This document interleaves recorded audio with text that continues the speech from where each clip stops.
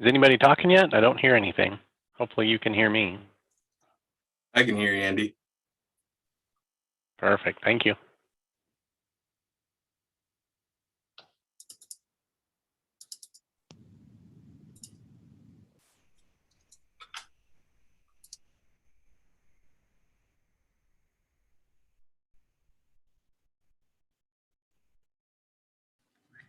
Commissioner Holland's here. Hey, Commissioner Holland.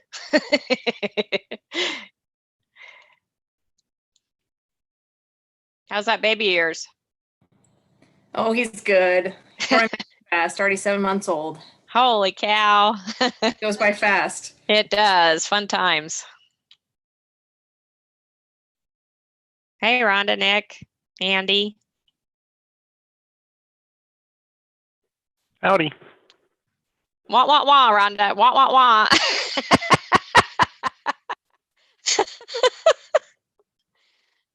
Don't you hate that?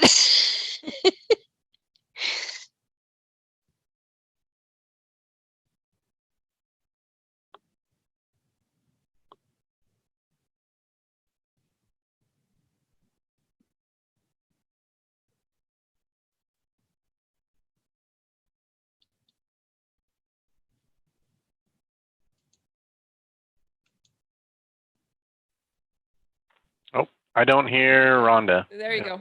Oh, there we All go. right. Yep. Good evening. Welcome to the Planning and Zoning Commission meeting for April 15th, 2021. The commissioners who are present for this evening's meeting are at City Hall and on Zoom.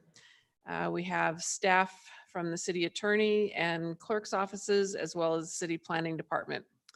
If you are joining us on Zoom this evening, we can see that you are here. You may observe the meeting. However, your ability to be seen on screen and talk will be muted. During the public testimony portion of the meeting, you will be unmuted and then be able to comment. Please note that we cannot take questions until the public testimony portion.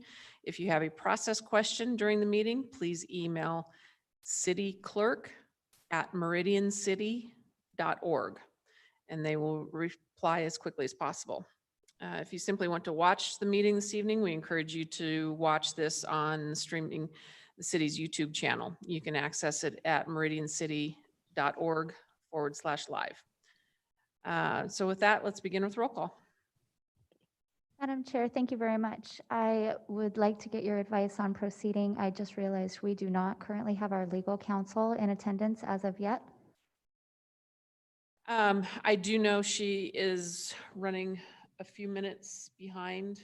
I guess that's a process question. Staff, how do you feel? I guess if we have a legal question, we could stop. Or do we require that she's I here think that's signing? fine with staff. Chairman McCarville. I'm okay with it. I think I'm aware that she's just could be 5 or 10 minutes here, so she may have gotten stuck in traffic. But she will be on Zoom. I'm fine with it. I guess if we get to a point where we feel we have a legal question, we'll stop. Okay. I sent a quick text as well. Okay. To see if she'll get back to me. But thank you. We'll go ahead with roll call. Commissioner Holland, Here. Commissioner Grove, Here. Commissioner Seal, Here. Commissioner McCarville. Here. Absent are Commissioners Yearsley, Lorcher, and Casanelli. Thank you. First item on the agenda is the adoption of the agenda, and we have no changes. So if I could get a motion to adopt the agenda as presented. So moved. Second. It has been moved and seconded to adopt the agenda. All those in favor say aye. Aye. Aye. Aye. Opposed? Motion carries. Next item is the consent agenda, and we just have one item to approve the minutes of the April 1st, 2021 Planning and Zoning Commission meeting. Could I get a motion to approve the consent agenda? So moved. Second.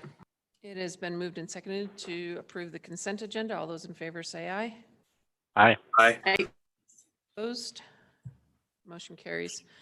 And at this time, I'd like to briefly explain the public hearing process. We will open each item individually and begin with the staff report. The staff will report their findings on how the item adheres to our comprehensive plan and unified development code. After staff has made their presentation, the applicant will come forward to present their case and respond to staff comments. They will have 15 minutes to do so. After the applicant has finished, we will open the floor to public testimony. Each person will be called on only once during the public testimony. The clerk will call the names individually of those who have signed up on our website in advance to testify. You will then be unmuted. Please state your name and address for the record, and you will have 3 minutes to address the commission.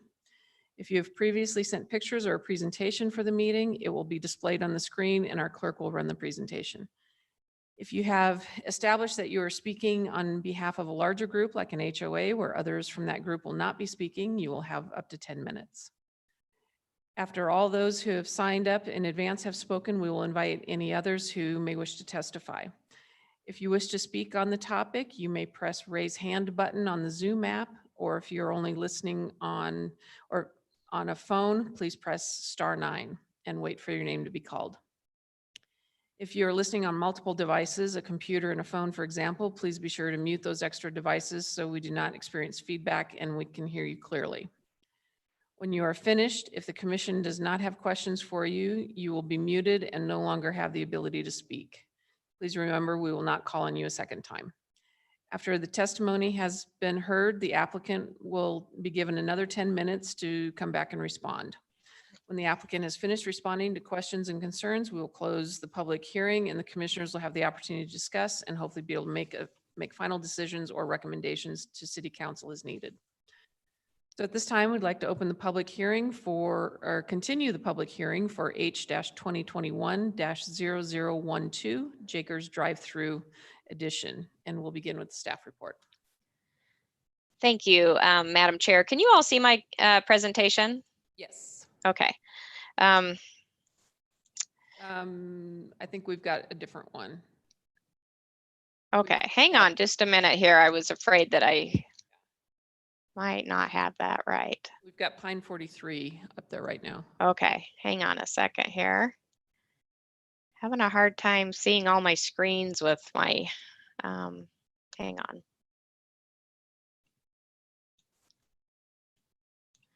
All right, can you see Jakers now? Yes, thank you. Okay. Give me just a second.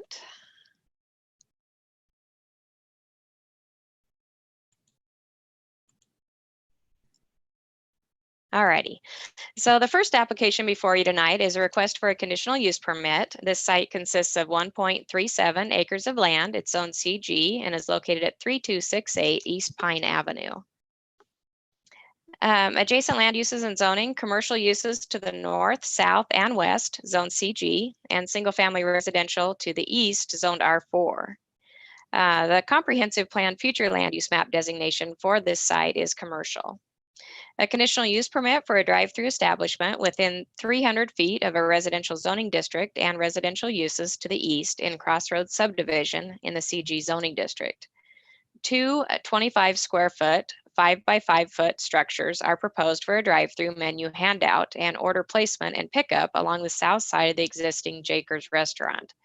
No menu boards or speakers are proposed. Residential uses abut the east boundary of this site in Crossroads subdivision zoned R4. The project complies with the specific use standards in the UDC for drive-throughs as noted in the staff report. The row of parking directly south of the drive-through is proposed to be restriped to accommodate a one-way drive aisle to allow space for the drive-through, which will reduce the number of parking spaces in this area by 3. Based on the building square footage of 5,900 square feet, a minimum of 23 parking spaces are required. A total of 87 are provided in excess of UDC standards.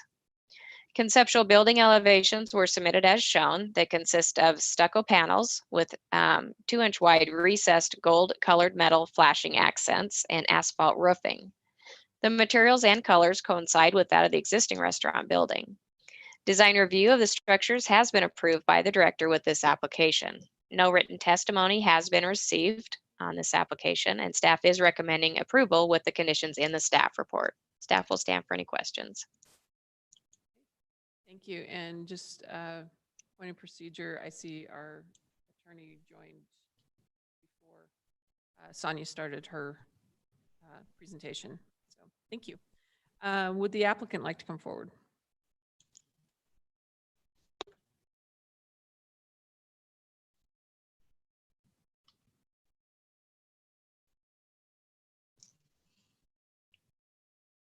Just state your name and address for the record.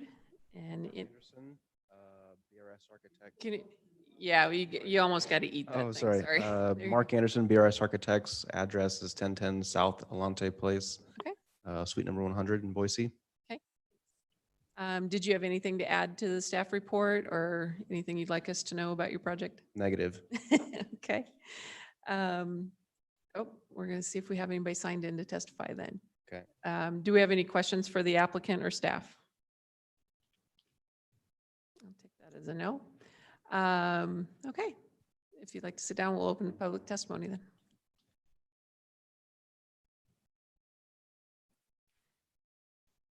Okay, Madam Clerk, do we have anybody signed in to testify on this application? Madam Chair, we do not. Okay. That being said, is there anybody online or in the room that would like to testify that is not signed up? Okay. And I'm going to go by the body language and assume that our applicant does not want to come back up. So if I could get a motion to close the public hearing on H-2021-0012. So moved. Second. It has been moved and seconded to close the public testimony on H-2021-0012. All those in favor say aye. I Aye. Opposed? Motion carries. Any comments, discussion? I think this is a fairly straightforward one.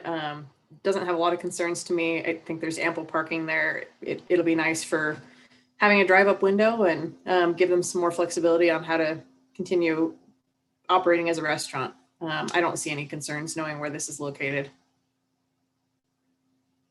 Yeah, I agree. I think they've got more than ample space. Looks like a great use and probably continuing some things we learned in the restaurant business during COVID. Madam Chair, Commissioner Seal. I agree with everything that's been said so far, and hopefully I don't cut Commissioner Grove off, but I'll go ahead and shoot a motion here. Okay. After considering all staff, applicant, and public testimony, I move to approve file number H-2021-0012 as presented in the staff report for the hearing date of April 15th, 2021. Second. It has been moved and seconded to approve file H-2021-0012. All those in favor say aye. Aye. Motion carries. Congratulations. Okay, next on the agenda, we will open MCU-2021-0002 Pine 43 Apartments, and we'll begin with the staff report. Thank you, Madam Chair, members of the commission. The next application before you is a request for a conditional use permit modification. This site consists of 11.22 acres of land. It's zoned R40 and is located south of East Fairview Avenue and north of East State Avenue on the east side of North Webb Way. A conditional use permit was approved in 2018 for a multifamily residential development that consisted of 480 units on 26.17 acres of land. The first phase, consisting of 240 units, is currently in the development process. The second phase, also consisting of 240 units, is the subject of this application.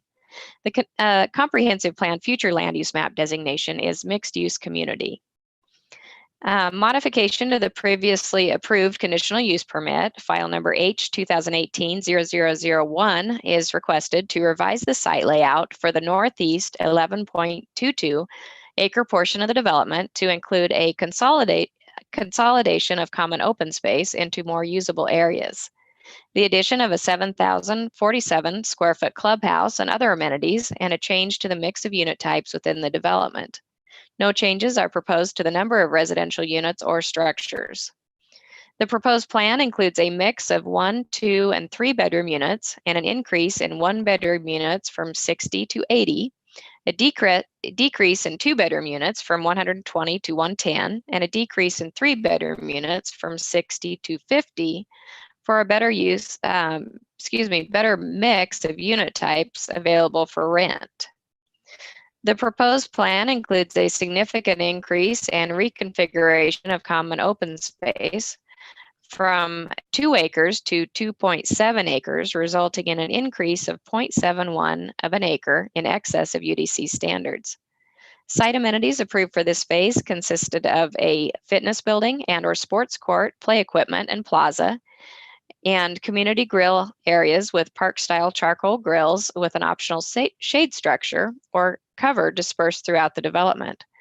Proposed amenities consist of a clubhouse, swimming pool with recreation deck and 2 spas, barbecue deck, covered outdoor seating, and beach volleyball court in the common area along Webb Way, and a dog run and dog wash, playground structure, and community garden on the eastern portion of the development, resulting in a higher quality of amenities for the development. These amenities and common areas will be shared with the first phase. Staff recommends both phases are under the same management company for consistent maintenance of the overall development. Parking is proposed in excess of UDC standards. A total of 454 spaces are required, consisting of 440 vehicle spaces, with 200 of those being covered for the residential units and 14 spaces for the clubhouse. A total of 462 spaces, 248 of those in covered carports, are proposed. Garages were originally proposed along the east boundary of the site, which provided a buffer between the residential structures and the adjacent industrial uses to the east, but have now been changed to carports. This change should ultimately provide more needed parking for the development, since some garages are typically used for storage and not parking. However, it will not provide a needed buffer between the different land use types. The interface between the proposed residential uses and existing industrial uses was a topic of discussion and concern at the public hearing for the original conditional use permit. Therefore, staff recommends a 6-foot tall closed vision solid fence is installed along the east boundary with a fairly dense landscape buffer as proposed. A 10-foot wide multi-use pathway is proposed within the street buffer along North Webb Way in accord with the pathway's master plan. Pedestrian connections should be provided between buildings and to the main building entrances along Webb Way from the multi-use pathway as noted in the staff report. Conceptual building elevations and perspective drawings were submitted for the proposed 3-story multifamily structures and the single-story clubhouse as shown. Building materials for the residential structures consist of a mix of horizontal and vertical fiber cement, board, and batten siding with gable roofs and asphalt shingles. 3 primary color schemes are proposed for variety. Building materials for the clubhouse consist of vertical metal siding with vertical wood cladding, glazing, dimensional wood slat accents, a gable roof, and metal roofing. Prefabricated steel siding is only allowed to be used as an accent material per the development agreement. Compliance with the design standards in the Architectural Standards Manual and the development agreement are required. The proposed elevations should be revised to comply with these standards and requirements. The elevations in the first phase of development directly to the southwest of this site, Jasper Apartments, are a different architectural style as shown there on the elevations on the right. Flat roofs with parapets and more of a modern style and color palette, but the proposed structures incorporate several orientations of fiber cement board siding, which assist in unifying the structures. The applicant anticipates the existing structures will be repainted in the future to coincide with the proposed color scheme. While different architecturally, staff feels the similar use of materials and colors will offer variety within the development. Written testimony was received from Brian Wenzel, the applicant. He is in agreement with the conditions of approval, and staff is recommending approval per the conditions in the staff report. Staff will stand for any questions. Thank you. Would the applicant like to come forward?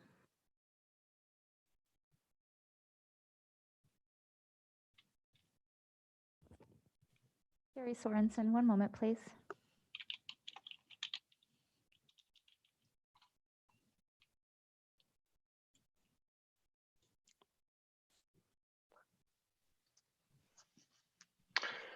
Good evening, Commission. Gary Sorensen, Pivot North Architecture, Boise, Idaho, 1101 West Grove Street, located in downtown Boise. As noted, Brian could not make it tonight, so I'm filling in and will do the best I can to field any questions. Okay. Did you have any presentation for us? I think Sonia covered all the bases. We don't have, as stated by Brian, we don't have any objections to the recommendations from staff. If there are any specific questions regarding any of the materials that you see in front of you, we can certainly address any of those. But a presentation basically outlines the same pieces of information that Sonia had previously went over. So we think that the approach here is a much enhanced version of phase 1 of the Jasper Apartments, and offers quite a better approach to the amenities and consolidation of open space. And so it'll feel better, I think, from a residential standpoint. Yeah, as far as the additional buffers then for between that residential and the commercial over there where the carports were going to be, I think that's all outlined and you're totally in agreement with that then? Yes, we are. Just for clarification, previously they were garages, and we still have carports along that edge, but I think adding a 6-foot solid fence, as outlined by Sonia's recommendations, is not an issue at all. Okay. Any other questions for the applicant or staff? Anybody jump off mute? So with that, we'll open to public testimony. Madam Clerk, do we have anybody signed up to testify on this application? Madam Chair, we do not. Okay. Is there anybody in the room or online that would like to testify on this application? Okay. So Gary, do you have any other comments you'd like to make? Any other questions? I do not. Okay. With that then, could I get a motion to close the public hearing on MCU-2021-0002? So moved. Second. It has been moved and seconded to close the public hearing on MCU-2021-0002. All those in favor say aye. Aye. Aye. Opposed? Motion carries. So when's the last time we've seen an applicant come back and want to give us more open space? Yeah, I'm good with the new design. The open space where it's gotten moved to seems to be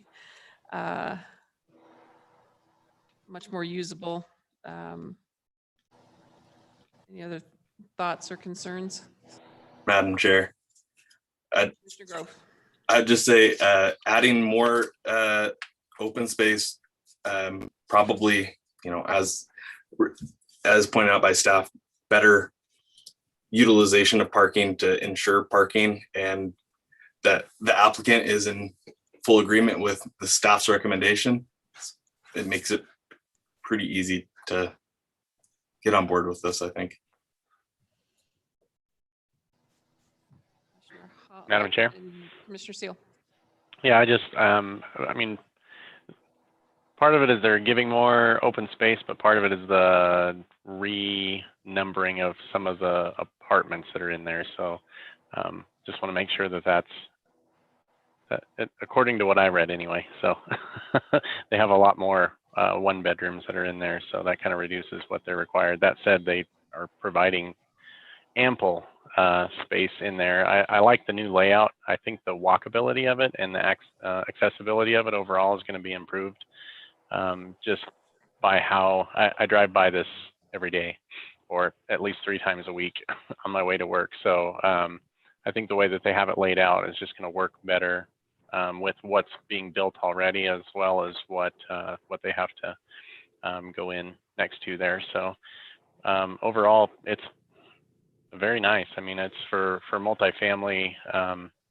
This is probably the first time I've ever seen multifamily go in without a line of people out the door to talk about it. So so far so good. I'm in favor of it.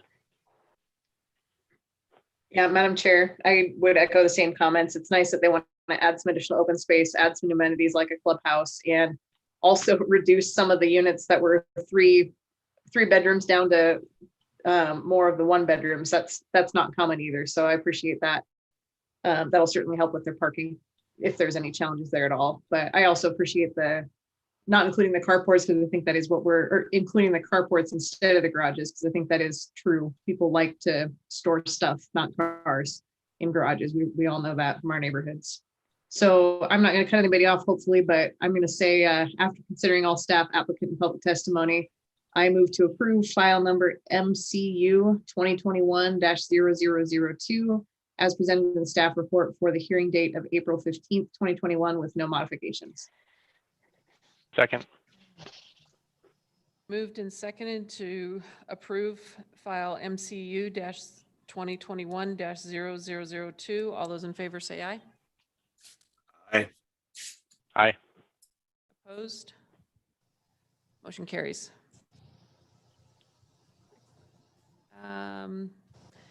So on to H-2021-0014. Okay. How do I pronounce this? Artemisia? Subdivision. No, I butchered that. I'm sorry. But we'll begin with the staff report. Thank you, Madam Chair, members of the commission. The next application before you is a request for annexation and zoning and a preliminary plat. This site consists of 19.26 acres of land. It's zoned RUT in Ada County and is located at 1690 West Overland Road at the northwest corner of Overland and Linder Roads. Adjacent land use and zoning to the east is Camping World and Bish's RV zoned IL. To the south is vacant undeveloped land and office zoned CC and apartments zoned TNC. To the west is single family rural agricultural property zoned RUT in Ada County. And to the north is Interstate 84. There has been no previous land use applications on this property. The comprehensive plan future land use map designation for the northern 13.4 acres is mixed employment. And for the southern 5.9 acre annexation of 25.67 acres of land, which includes the Idaho Transportation Department storm drainage area at the northeast corner of the site and adjacent right-of-way to the section and center line of adjacent streets with a CG, General Retail and Service Commercial Zoning District, consistent with the associated future land use map designations. The proposed use of the property will include sales and service for commercial fleet operations for large commercial trucks and motorhomes, vehicle accessory sales, an installation facility for customizing vehicles, parts department, and reconditioning facility for used cars for Kendall Ford Auto Center. The applicant anticipates the future uses on the 6 lots located along West Overland Road and adjacent to South Spanish Sun Way to be retail and office space. As a provision of annexation, staff is recommending a development agreement is required to ensure future development is consistent with the comprehensive plan and the 10-mile interchange specific area plan. Because the conceptual development plan was not submitted for the commercial and office uses on the southern portion of the property, staff recommends the agreement is modified prior to development of that area to include a concept plan that is consistent with the comprehensive plan per the provisions in the development agreement and the 10-mile plan. A preliminary plat is proposed as shown, consisting of 9 commercial buildable lots on 19.26 acres of land in the proposed CG zoning district. Lots range in size from 0.51 of an acre to 9.7 acres, with an average lot size of 2.01 acres. The plat is proposed to develop in 1 phase. One public street, South Spanish Sun Way, is proposed via West Overland Road in alignment with that to the south. Direct lot access via West Overland Road and South Linder Road is prohibited. One stub street, West Tossa Street, is proposed to the west boundary for future extension in accord with the transportation system map in the 10-mile interchange specific area plan. A temporary cul-de-sac is required to be constructed at the terminus of Tossa Street until the street is extended in the future. Cross-access ingress-egress easements are required to be granted between all lots in the subdivision. Per the ACHD report, Linder Road is scheduled in the integrated 5-year work plan to be constructed as a new 4-lane I-84 overpass and widened to 5 lanes on each side of I-84 with a level 3 bike facility from Franklin Road to Overland Road in the future. The intersection of Overland Road and Linder Road is listed in the capital improvement plan to be widened to 6 lanes on the north and south legs and 7 lanes on the east-west legs and signalized between 2036 and 2040.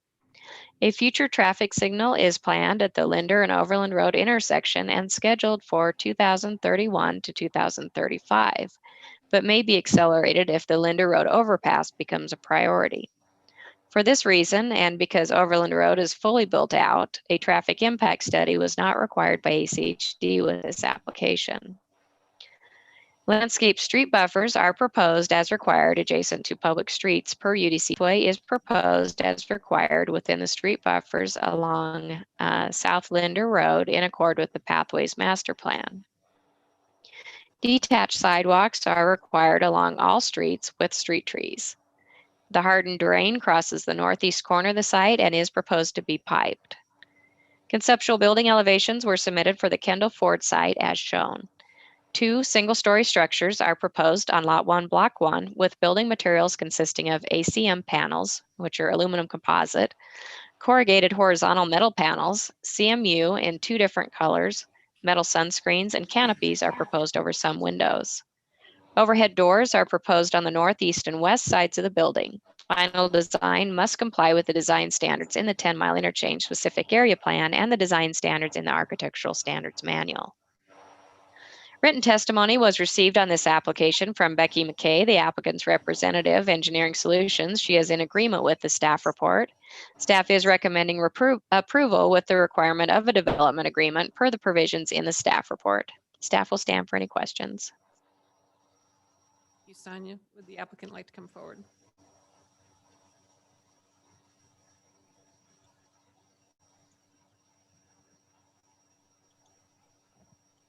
Thank you, Madam Chair.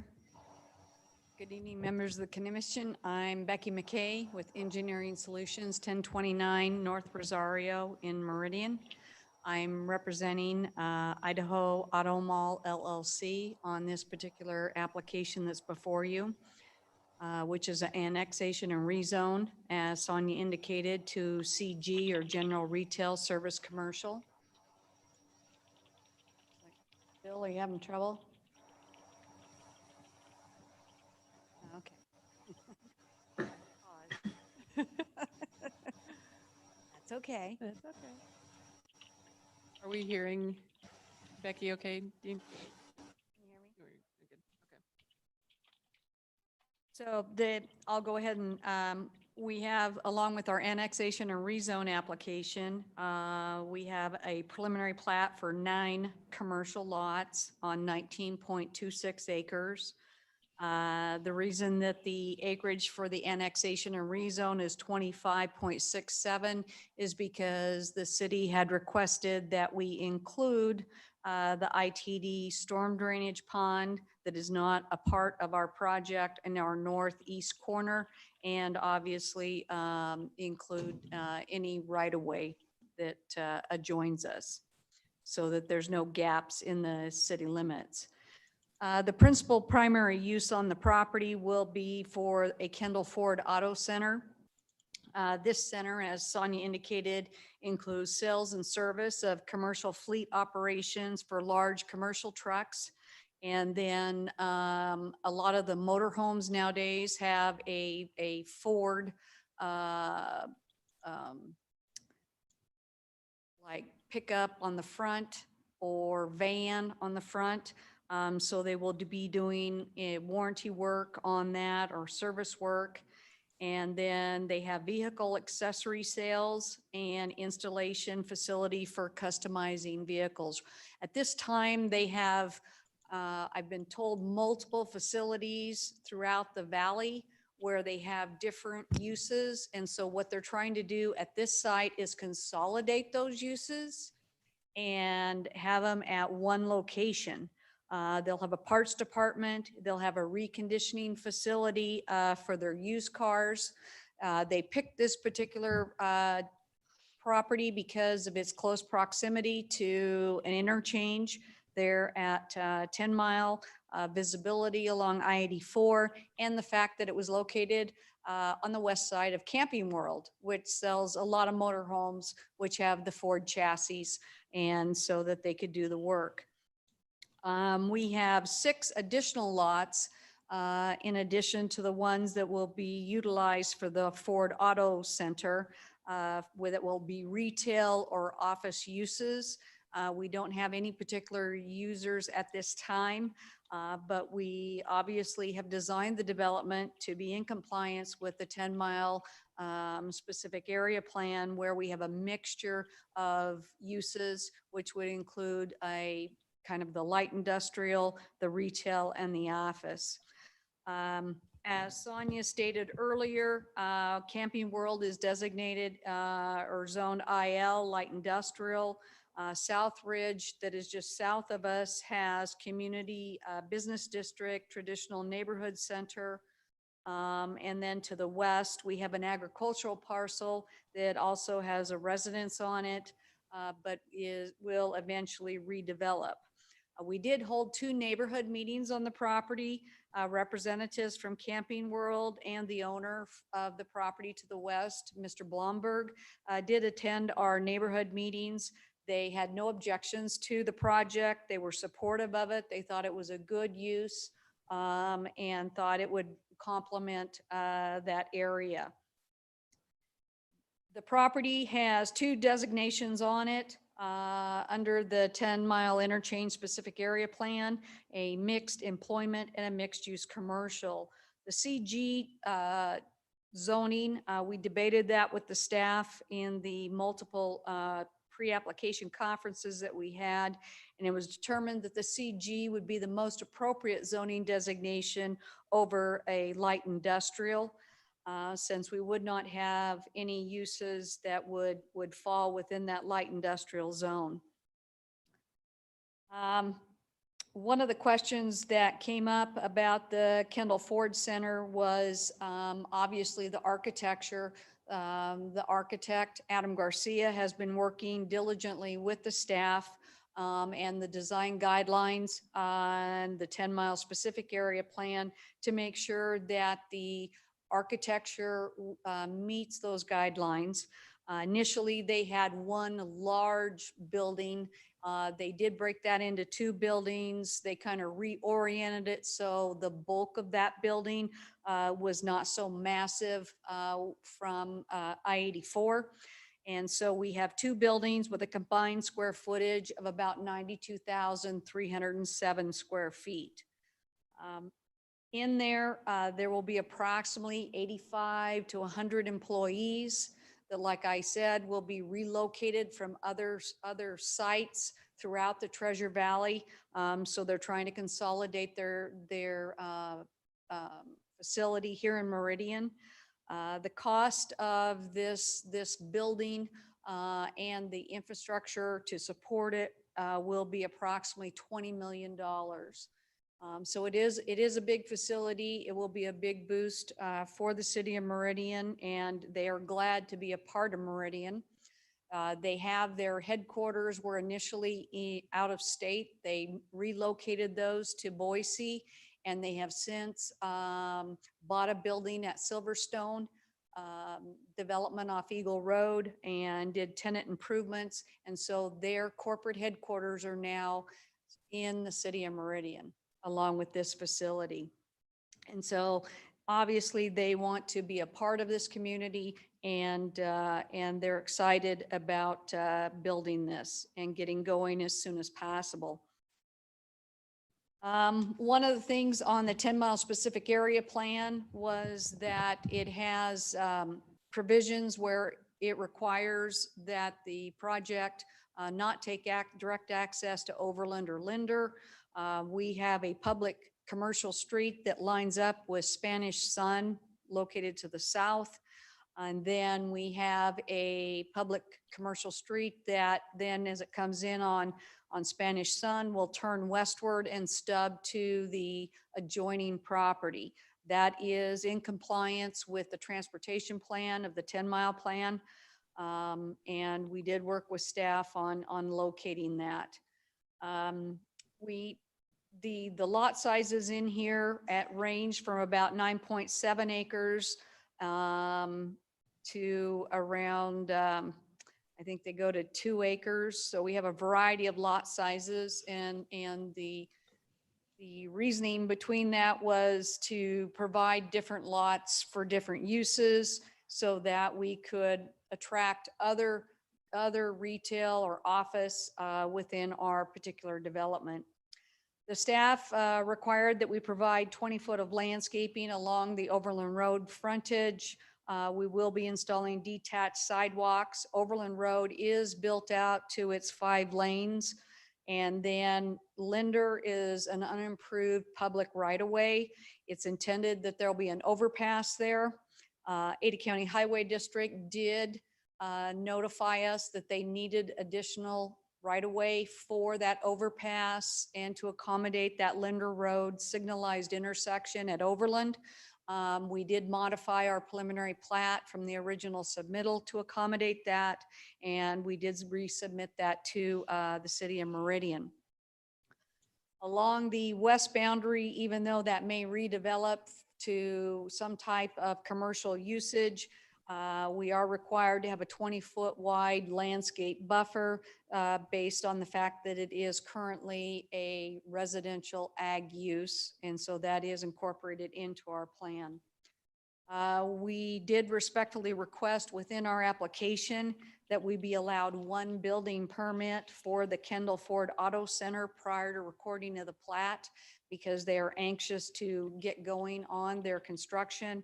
The staff has been so kind as to allow that, which is consistent with some of the other commercial developments where the parcel is entitled to 1 building permit. Obviously, we will have to meet the fire department fire code as far as access and fire flow. As far as utilities, this particular project is in the water zone 3. There's an existing 12-inch water main in Overland and the Linder right-of-way. In my conversations with the water department, there is adequate fire flow in order to serve this particular site. There's a 30-inch sewer main that runs along Overland Road. The depth of that is about almost 24 feet.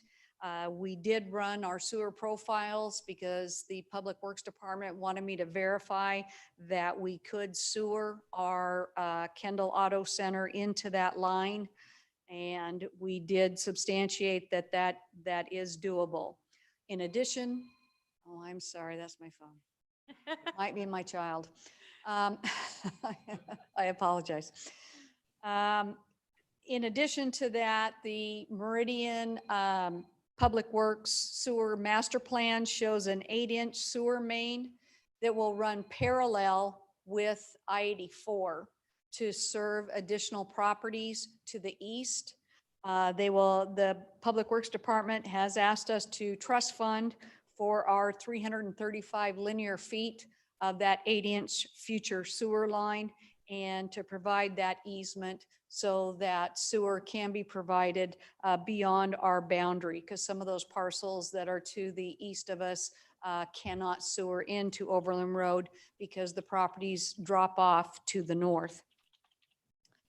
I think one of the things that was brought up in Sonia's staff report, she did request that we have 5-foot wide detached sidewalks with 8-foot landscaping on all of our interior roadways. I did not show those as detached. I showed them as attached, but we are in agreement with her requirement to make those detached. We have the hardened drain, which traverses our northeast corner. We did get plan approval from Nampa Meridian, a license agreement, and prior to irrigation coming into the waterways, we have already piped the hardened drain with a 36-inch RCP. We have also coordinated with the property owner to the west, and we have piped their delivery along Overland Road and down our west boundary to accommodate them. One of the big things within the 10-mile specific area plan is pathways. In your pathway plan, there is a 10-foot wide multi-use pathway shown along Linder outside that right-of-way. Our site plan does incorporate the 10-foot wide multi-use pathway. And then in addition to that, we included a 5-foot pathway that loops all the way around our site. And then there's discussions in that 10-mile plan about creating focal points at the intersections. So we do show on our landscape plan that we will have masonry signage and some type of sculpture. So we do create a focal point at the newly Overland Linder intersection. Staff has asked us to provide some plazas, benches, interior pathways for the employees. Consistent with the 10-mile plan, we are in agreement with the staff's recommendations. We ask that the Planning and Zoning Commission support the project. We're excited to get started. We think it will obviously benefit the city, benefit this area, and I stand for any questions. Thank you, Becky. Any questions for applicant or staff? Seeing none, we'll go on to public testimony. Madam Chair, I did have one question. Okay, I thought I saw your facial was trying to get off mute. Sorry. Just a quick question for staff. In the CG zoning, if somebody came through and they had some sort of a light industrial use that was still more commercialized in nature, maybe that kind of commercial industrial flex space, would that be allowed within the CG zoning? Madam Chair, Commissioners, flex space is a principal permitted use in the CG district. There are other light industrial uses, or I should say not industrial, light industry uses as defined in the code that are a conditional use permit in the CG district. Perfect. That answers my question. Thanks, Sonia. Mm-hmm. Any other questions for staff or the applicant? Madam Clerk, do we have anybody signed up to testify on this application? Madam Chair, we do not.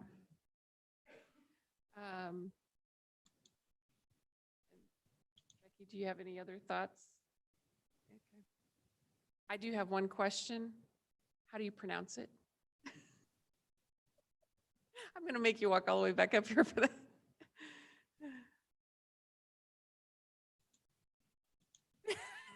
My client kept providing names that we obviously had already been used. And so the architect came up with Artemisia.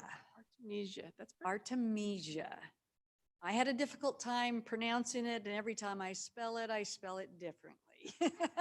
So No, it's not. I have the same struggle you have. All right. Artemisia. No, I got it. Forgot it already. All right. With that, could I get a motion to close the public hearing on H-2021-0014? So moved. Second. Been moved and seconded and thirded to close the public hearing on H-2021-0014. All those in favor say aye. Aye. Aye. Carries. Madam Chair, Yeah, Commissioner Seal. I like where this is going in at. I mean, it seems like a pretty good use of the property. I mean, the fact that they're going to have the overpass right next to them, you know, where people are going to be able to come down in there is probably going to be great for business, you know, especially with the neighbors that they have and the use that they're looking at for this property here. So I like the layout of it. Obviously, they want to have that freeway frontage in there, but I like the layout that it leaves for the other buildings that can go in there. It'll be interesting to see what does go in there. So I'm just happy to see that that's in there. Parking looks like it's not going to be an issue in there, although it always is.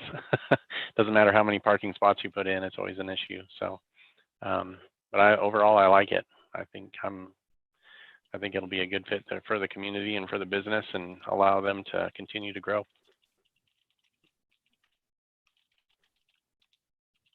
Madam Grove, Chair. Commissioner Holland. I really like where this is located as well. I think it's smart planning with where the freeway is, what's kind of surrounding it.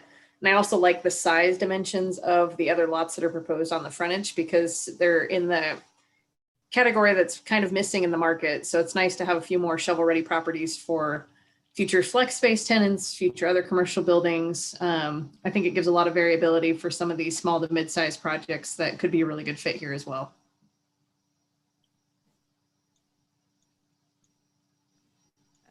Yeah, I agree. I think between those two interchanges, and then you'll have the overpass and all the other businesses surrounding, and it looks like it's going to be a beautiful building.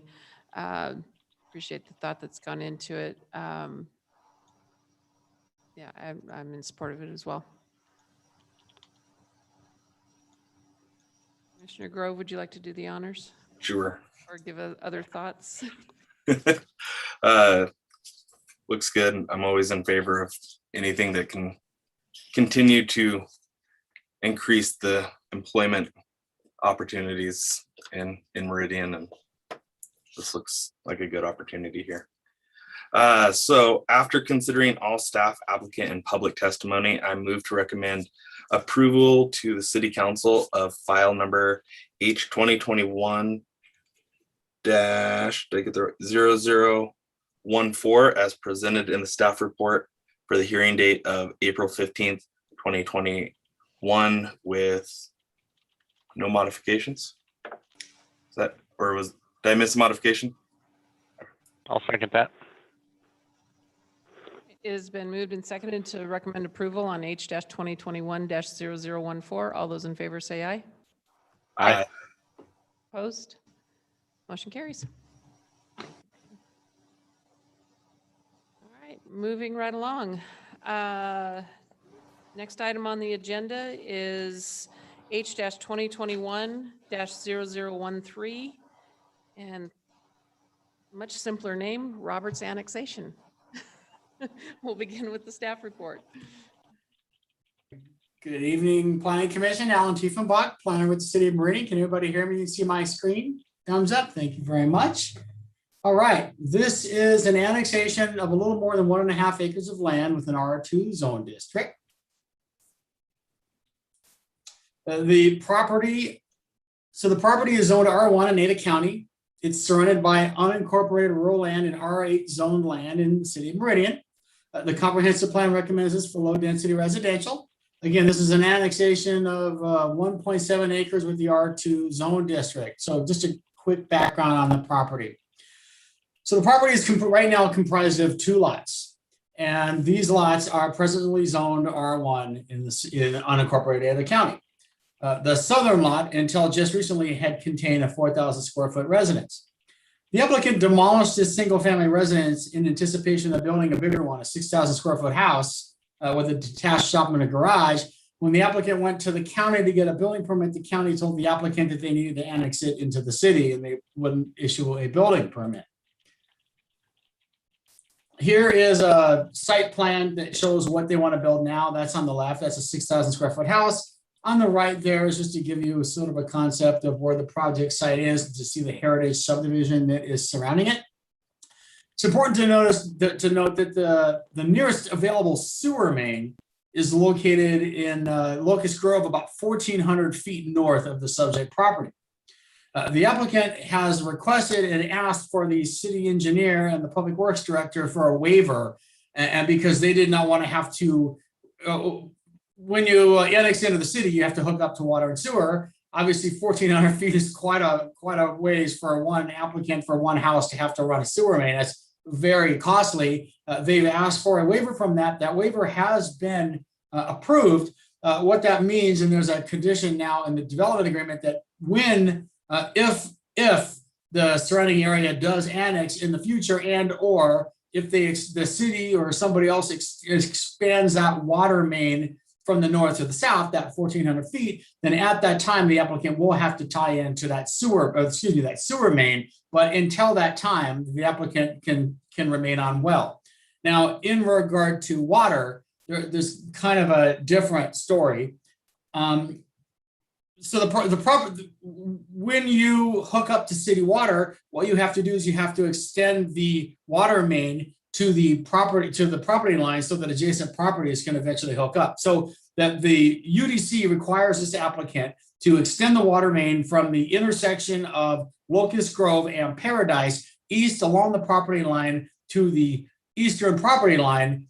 And that, again, according to the applicant, is rather costly. What the applicant wants to do is to be able to run a service line directly from the shortest point A to point B from the house to the intersection and not have to extend that whole water main. And that one, they also applied for a waiver. The city engineer did deny that waiver.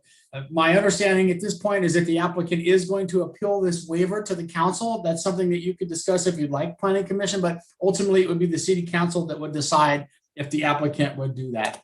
The last thing I want to talk about quickly is right now there's existing sidewalk on the east side of North Locust Grove, which runs along the applicant's property. Otherwise, the Heritage Subdivision, which is a whole subdivision where this property is. So that's several different streets: East Paradise Lane, East Star Lane, Spangle Drive, and Freedom Lane. All these roads right now do not have sidewalk. These are just rural roads that are dirt and have gravel on either side. Now, per our regulations, the applicant is technically required to install sidewalk along their property. But again, this would be the only property in this whole subdivision would do that. The staff does not have strong opinions about this. The Planning Commission can certainly discuss whether they think it would be necessary to require the sidewalk of this one applicant. And the last thing I want to say before I shut this down, just because there has been a little confusion in the community, is that again, the only reason that this annexation is happening is because the applicant was not able to obtain a building permit in order to build a single family home. All that is proposed on this lot is one single family residence. There is no desire to subdivide this or build any more houses. And just because this applicant is annexing also does not mean that any of the adjacent properties are going to be annexed. And that's been some concern that I have heard from the community. And with that, commissioners, I will stand for any questions if you have any. Thank you. Would the applicant like to come forward? Hi, Madam Chair and members of the Planning and Zoning Commission. Ben Semple with Rodney Evans and Partners, 1014 South LaPointe Street, Suite 3, Boise, Idaho 83706. Everyone hear me all right? Yes. Excellent. Yeah, I want to thank Alan for his presentation. I think he did a great job encapsulating what this application entails. As stated, the property owner did purchase these parcels with the intention of building his own single family home for his family with an accessory structure on the site. When we approached Ada County, initially they don't have a mechanism for a lot consolidation because both of these lots are within a current Ada County subdivision. So they were going to require a subdivision process to consolidate the parcels. When we submitted our subdivision application within the county, the northwest corner of this property, when it's extended to the center line of Locust Grove, touches the southeast corner of the southern boundary of Alexandria subdivision. You can see those smaller, kind of skinnier townhomes to the west of Locust Grove. So there's a single point that touches. There's no other path for annexation other than that point in the center line of the road. So when they transmitted it to the city, it was determined that we needed to annex. So this has been going on for about a year and a half or so. The applicant really just trying to build a house for himself and his family. I do want to reinforce, just like Alan did, we did receive some feedback from the neighbors that they're concerned about the precedent of annexing this property and whether there was some sort of redevelopment plan for the future. And that is 100% not happening. he wants to live here. That was the intent. He likes this area. He really wanted to just build this in the county. That being stated, he understands the process now. And so we're going through the annexation. And we are in agreement with the majority of the staff report and the back and forth we've had with the staff as well as Public Works.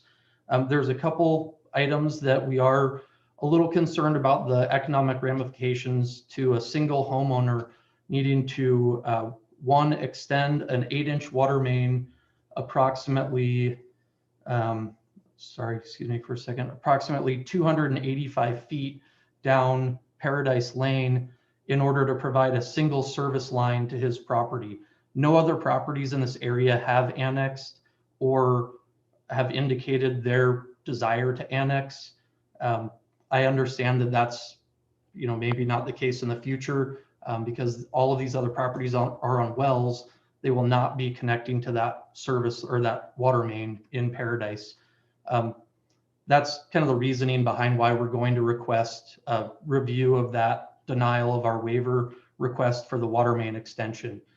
We are glad that Public Works has determined that they can waive a 1,400 linear foot extension of a sewer main to the property to service one home and allow the property owner to continue to use an existing septic system or develop a new septic system, obviously going through all the channels that we need to get that approved. Part of the development agreement that the owner is willing to enter into with the city, as stated in the staff report, would be to connect to a future sewer main if it is extended past the property at that, because there's nothing in Locust Grove or Paradise for sewer mains right now. So we're okay with that condition, with the future connection to that sewer main. One of the other items that Alan brought up is the sidewalk. Again, about 285 linear feet of curb, gutter, and sidewalk along a current rural road section that does not include stormwater systems. It is an ACHD road, but currently a rural road section that allows for sheet drainage off to both sides of the road and then infiltration into roadside swales. The road is paved with gravel shoulders and then the aforementioned roadside swales or areas where the water infiltrates. If he was to install curb, gutter, and sidewalk, as I'm sure the commission is aware of, ACHD then requires the installation of a stormwater system to handle that additional runoff. We can't just let it run off the back of the sidewalk and into the lot. That combined with the costs of the curb, gutter, and sidewalk, we feel again is very cost prohibitive for the construction of a single family home. That being said, we are, in agreement. We've had some back and forth with the fire department about constructing the driveway on this home to comply with the weight requirements for apparatus so that a fire truck can drive into the driveway to get their distances from the shop building that's in the northeast corner of the property, as well as get all the way around the property for adequate fire protection if that so happened. I guess that's really the majority of what I wanted to discuss tonight. We do have a couple other questions regarding some just sort of general conditions in the staff report from Public Works.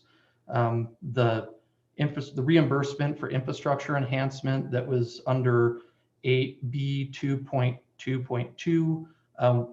We're kind of unsure about how that happens, but I think that that's a conversation with Public Works if we are required to extend that water main and don't receive a granting of the waiver at City Council for the water main extension. And with that, I think I would stand for questions from the commission if you have any for me. Thank you. Any questions for the applicant or staff? Madam Chair. Mr. Seal. Question is more for staff, where generally speaking, when something like this happens, if sidewalks don't go in, and I'm talking about a development, obviously, and not individual homes, but looking at the potential of the area, does ACHD usually require some kind of deposit to be put in for that, so that they when that road gets improved, they pay their part? They do. ACHD didn't have any comments on that, but yes, what has traditionally been is that in the cases when AC, and this has usually been with bigger subdivisions, this usually has not been with a single family one lot, but they usually have, yes, required some kind of reimbursement. But in this particular case, they did not have any comments one way or the other. Okay, thank you. Any other questions for staff or the applicant?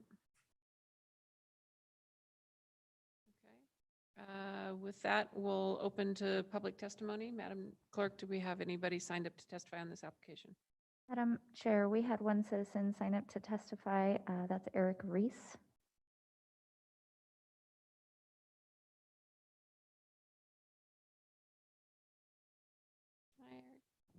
Get that mic real close and state your name and address. Thank you, Madam Chair and Commission. This is my first time at one of these meetings, so don't know exactly what's going on with the meeting, but If you would state your name and address for the. Eric Reese, 1850 East Paradise Lane. Okay, thank you. We live in one of the most beautiful, undisturbed by city neighborhoods in this county. No sidewalks. We have our own water. We have our own septic. That's how we want to keep it. Now, I'm curious if because there was a well on that property, why did the homeowner have to hook the applicant? Why does he have to hook to city water? Why can't he just use that existing well and septic as well? Okay. And we'll have the applicant address the questions when he comes back. Okay. And yeah, if that's all you have, that's great. Okay, thank you. Anyone else signed up to testify? Madam Chair, there is not. Okay. Anybody else in the room or online that would like to testify on this application? Madam Chair, I see a Nicole Carr. Nicole, one moment, please.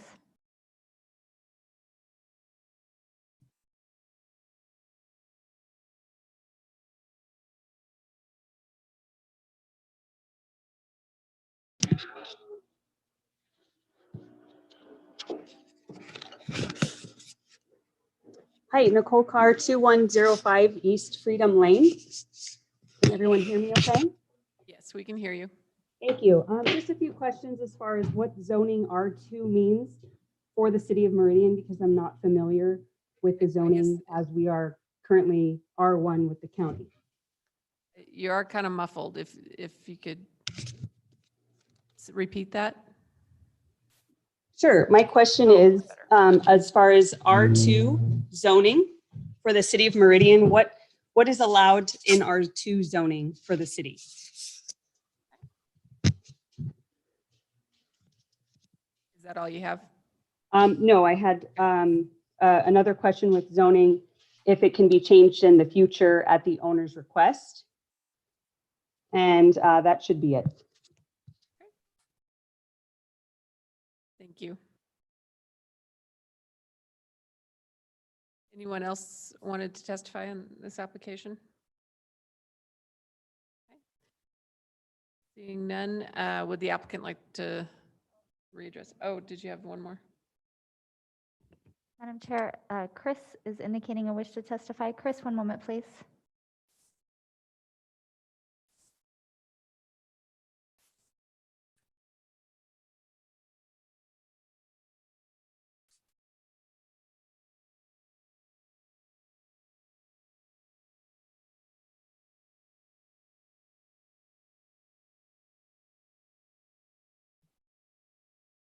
You should have the ability to unmute yourself. Go ahead and state your name and address for the record.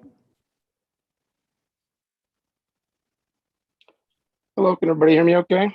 Yes, thank you. State your name and address for the record, please. Hi, thanks for taking my comment. My name is Chris Hilgenfricks. I'm at 2290 East Freedom Lane.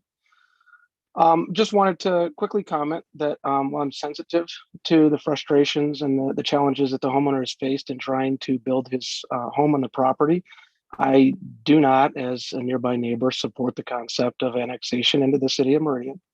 I understand that it's been frustrating for him to try and figure out how to build his house on that site without crossing the boundary line down the middle. And I'm sure that's very frustrating. Unfortunately, his lack of planning doesn't necessarily, or understanding of the process, doesn't necessarily fuel a need to suddenly annex part of this historic neighborhood into the city of Meridian. And it'd be my preference that this would remain a part of the county as the rest of our neighborhood is. And that, well, I'm sure he'd like to work through these frustrations, that perhaps a redesign or some other way to address the county's problem would be a more appropriate approach. And that's all I have to say. Thank you.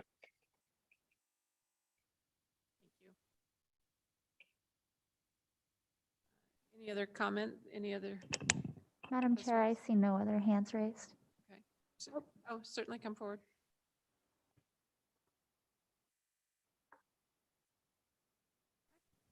Good evening. My name is Sylvie Wilmot. I live at 2305 East Paradise Lane.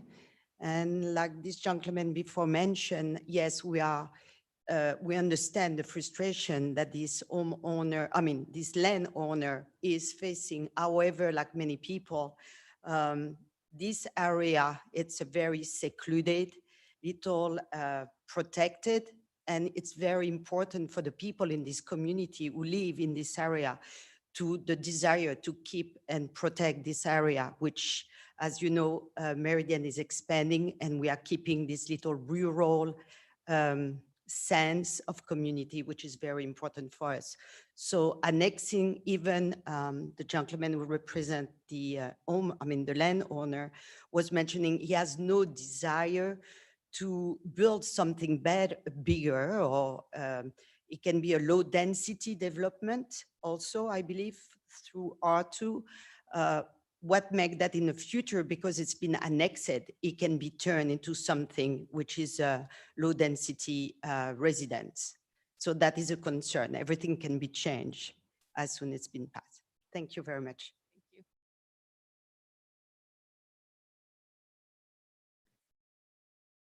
Anyone else wish to testify on this application? Madam Clerk, no one? Madam Chair, I see no one. Ben, would you like to address these questions? Madam Chair, members of the commission and members of the public, yes, please. So again, I'm representing the property owner, who's also the person that's going to build a house on this property. He does not want to annex. That, to be totally honest, this was required because the county has no way for him to consolidate those parcels. We can't build a single family home on one parcel and an accessory structure on another parcel. It's not allowed either, which requires the removal of the property line that's between the two parcels. This, again, the property owner and builder and the person that will be living there wants to be part of this county subdivision and community. I have no doubt that a condition of approval could be put in the development agreement that restricts this property to contain a single family home and the accessory structure that he has on there that is intended for an RV garage and a shop for his personal use and storage. Again, the property owner is not here tonight, but at no point in time in this process was his desire to annex. And if there was a mechanism to do it another way and to get a building permit, he would be doing that. There is no mechanism in the county or the city that allows him to build a home that would be over that property line without annexation. Again, he is trying to get a waiver of the water main extension. There is a current well on the site that is still operational. He is intending to utilize that for irrigation if he can't use it for potable water. And so I completely understand the concerns of the neighborhood here. But with a development agreement that gets placed on this annexation that would restrict the redevelopment of this property, again, he wants to build his own family's home and live next to these people and be a good neighbor. So I think that addresses it. I mean, when we had our pre-app, we were told just come in at R2. It's, the lowest residential density zone in City of Meridian that would allow for this construction and this type of project. So I don't know how else he can, I guess, ease the fears of the residents around there, other than going through this process and creating a development agreement that very much outlines what his intent is and that he intends to live there for the rest of his life. So with that, I guess I would stand for any additional questions, or if anyone needs any more clarification, I'm happy to provide that. Thank you. I guess I'll just jump off here in the simplest layman's terms, and I'm going to defer here to Bill in a second, because we had the question on the R2 zoning and can it be changed in the future. I guess in the simplest layman's terms, R2 in general means no more than 2 houses to an acre. And so at most, even if this person totally changed their mind after it came in and was annexed, at most you'd have 3, maybe 4 houses there, correct, Bill? I mean, that would, without changing anything. Can I jump on that one? Obviously the intent of this person is much different. Commissioner, can I answer that one? This is Alan with the city. Okay, sure. First of all, R2. So R2 is the lowest zone district that we have. It's 12,000 square foot lots. We can't go any lower than R2. The applicant didn't have any options through the county other than to annex. The development agreement, if the development agreement includes a site plan that shows 1 house, the applicant would not be able to build any more than 1 house, exactly the house as it's shown, without going back through to the city council and having to amend the development agreement. The reason why that well is having to be capped is because that's a requirement of the city for annexation. If you annex to the city, you have to go on public sewer and public water. That is certainly, you could say that is an argument in the favor of the applicant going to the council for the service lines. If the neighbors are nervous about extending water infrastructure there and whether that's going to be a precedent for more annexations, that would certainly be in the applicant's favor of why they would argue to council that they should only have to require a service line, which would only be adequate for the 1 house. But yeah, and in order to build more houses, they would first, they would have to amend the development agreement, which would be a public process again. So if it go any more dense than R2, they would have to rezone it. So hopefully that answered the questions.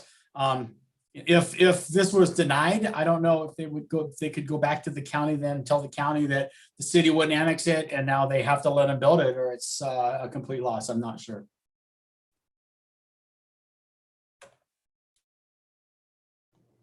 Madam Chair, if I could add this is Ben, the applicant, again, if I can add something real quick. There's currently 2 parcels there right now, which I guess technically could have a home built on each one. So the applicant's trying to consolidate these, which would then, again, remove that ability. I mean, he could go pull 2 building permits in the county right now and build 2 homes. So he's trying to do what's right for this area. Again, that's all. Any other questions for the applicant?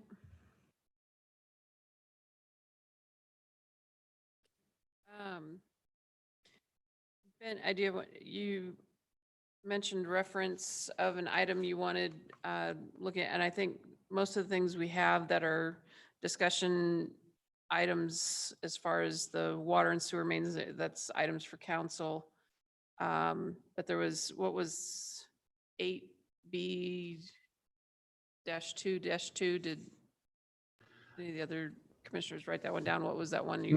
Madam Chair, it was just in the general conditions of approval from the Public Works Department, B 2.2, so boy 2.2.2 states that the applicant shall be responsible to install sewer and water mains to and through this development. Applicant may be eligible for a reimbursement agreement for infrastructure enhancement per MCC 865. That's just a general condition, and I feel like most of these are typically applied to a larger, true development or subdivision. I just am not familiar with that process for determining eligibility if we don't get a water main extension waiver granted. Obviously, he would like to look into how he could get reimbursed for a little bit of that cost, knowing that an 8-inch water main could service a lot more properties than his. And again, if this was a true development of the property, I would be understanding of this as well, because I do this a lot for a lot of different people, that typically water and sewer and all of those would have to be to and through. Just a very unique situation here. So we're just trying to get a little bit more information on that, which I don't need that answer tonight. I just wanted to have it on the record that we were curious about that. The main one that we wanted some feedback on was item J of the sidewalks, because it states that the Planning Commission and City Council should determine whether requiring sidewalk along the frontage should be required in the development agreement. We would like to not have that included for the reasons stated in my presentation, that it could create some drainage issues as well as be extremely cost prohibitive to building one home if they have to build almost 300 feet of curb gutter and sidewalk, as well as it sounds like the neighbors don't want it there either, which again, we're trying to be sensitive to the neighbors and do what we can for my client and the builder and property owner to build his residence for he and his family. Any other questions for the applicant before? And if not, if I could get a motion to close the public hearing on H-2021-0013. So moved. Oh, second. It has been moved and seconded to close public hearing on H-2021-0013. All those in favor say aye. Aye. Aye. Opposed? Motion carries.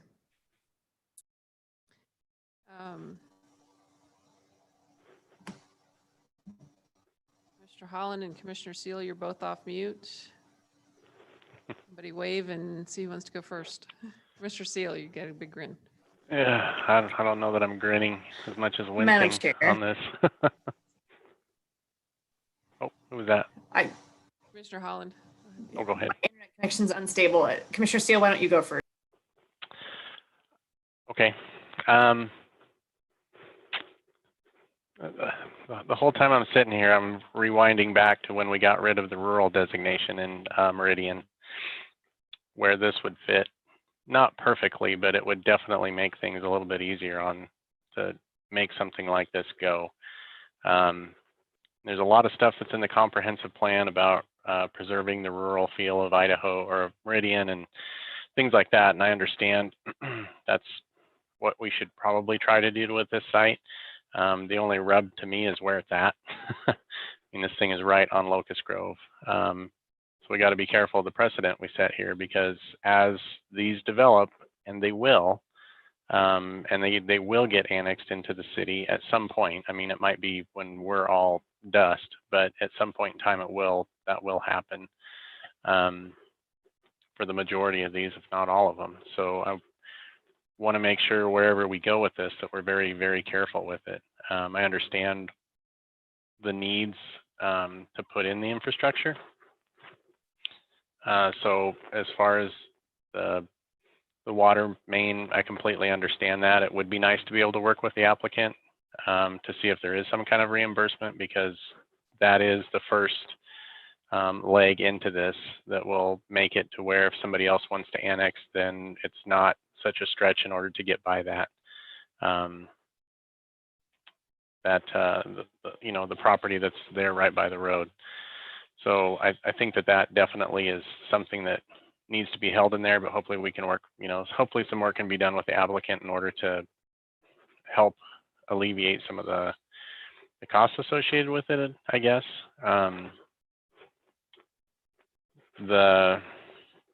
As far as the sidewalks, generally speaking, with a development, big or small, I've seen some 5-acre ones that have come in like this, where essentially ACHD holds out a certain amount of money for sidewalks in the future.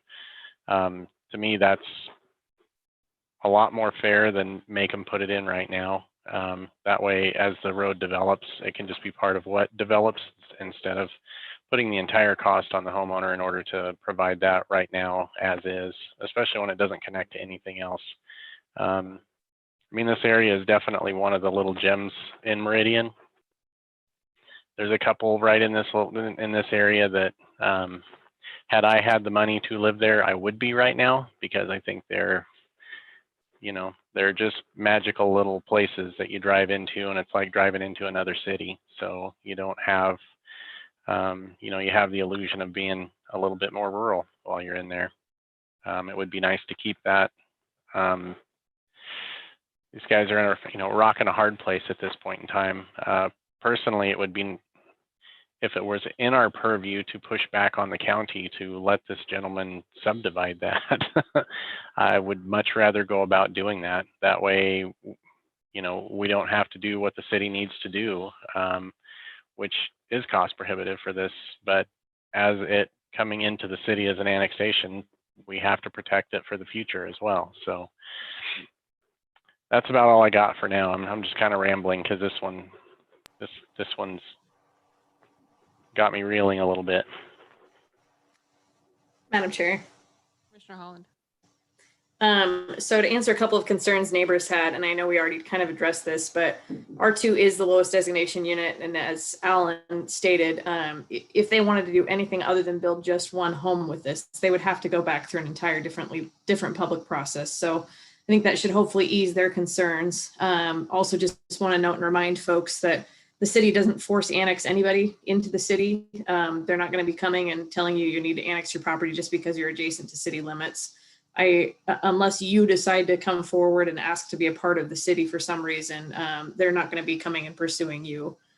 So I just want to give that assurance too. On this specific landowner, I would support their request for not requiring them to do the water main extension. I know in my experience right now, it costs about $1 million a mile to extend water or sewer on major arterials, because of the road work that's required to go along with that, and it's very expensive. So if you're looking at 1,400 square feet, that's over $250,000 worth of investment for the amount of length they would have to do. So I think that's unreasonable to ask of one property owner. So I would support their request for that they would just have to tie into the main line or do a main line extension to the roadway just from their property to connect in. I think that that's a fair request. I know that's not up to our approval there, but we can certainly make our comment and recommendation to council on that. I also think it's fair that they can remain on their own septic because they're not really creating a burden to the system. It's just one house that was already existing before. They just removed the structure to rebuild a new one. I don't see any other challenges really with them annexing into the city, being in that lowest designation. I think it fits with the surrounding area. We're not looking to make a major change or add a new subdivision here. It's really just helping them accomplish their goal of building a single house. So on the sidewalk side of things, while I'd love to see sidewalks on Locust Grove, I know that there's kind of a buffered bicycle lane walking path on Locust Grove on that side of the road that connects with this property. So I'm not too worried about it because there's a significant length that would need to have sidewalk, and just having a piece of sidewalk on Locust Grove in front of this property might not fit very well. So I don't see a need to require them to do that at this point in time either. And it would look weird to have a part of a sidewalk going down Paradise Lane too, when the rest of the road doesn't really fit that. So to summarize, I would encourage approval of, or I'm in favor of approval of the application, and also recommending to council to consider waiving the requirement for water main extension and waiving the requirement for sidewalks.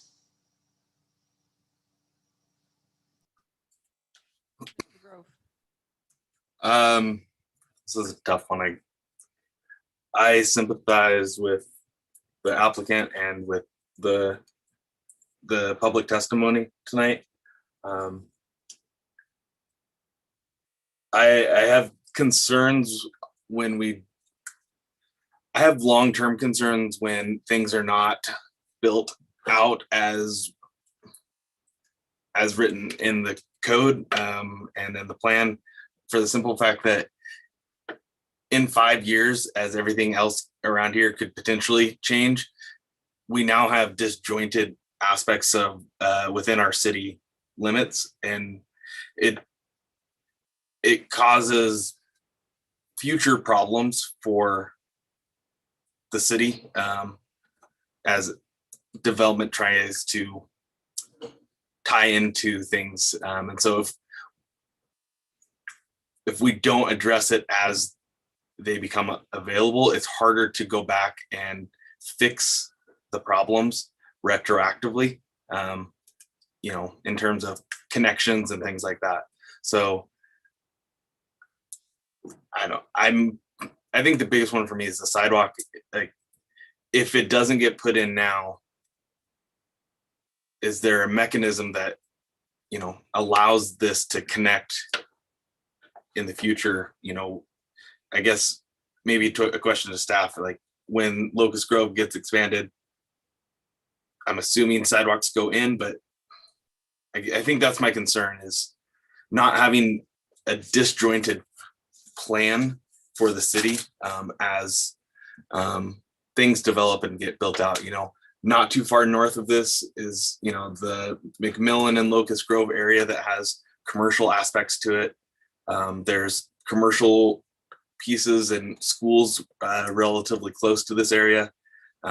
So having pathways and connections for the future, in addition to, you know, the short term, is something that I'm a little concerned with. And to the same point, you know, with the water and septic and whatnot, having those in, you know, just creates harder development, infill projects or development as we go forward. So I'm in favor with whatever, you know, the group says tonight, but those are just some concerns I have. Madam Chair. Mr. Holland. One more thought to Commissioner Grove's comment.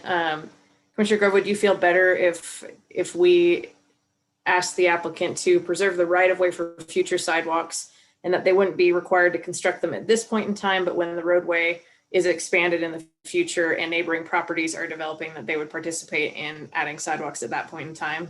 Potentially we could condition something like that. I know it's harder to maintain it and staff may not like that, but maybe staff can give us some guidance on what they prefer there.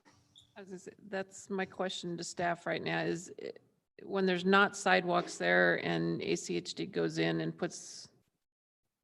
improves the road, they put the sidewalk in anyway, right? This is Alan Tiefenbach. Yeah, if ACHD was widening the road, there wasn't. It's one thing when you're building a large subdivision and you're requiring someone to put in a sidewalk. It's a whole nother thing if there's one single family residence and ACHD is doing a large expansion and having to build the sidewalk. Bill, I don't know if you can lend anything more to this than what I've already said. Madam Chair, members of the commission, I think Alan hit it right on the head. I'm almost going back to Commissioner Holland's point. They had a single family home and that's what they're putting back. So really, are they intensifying the land? No, they're just putting back something newer, a newer residence and removing an older one. So that's the approach that we're taking as a staff member.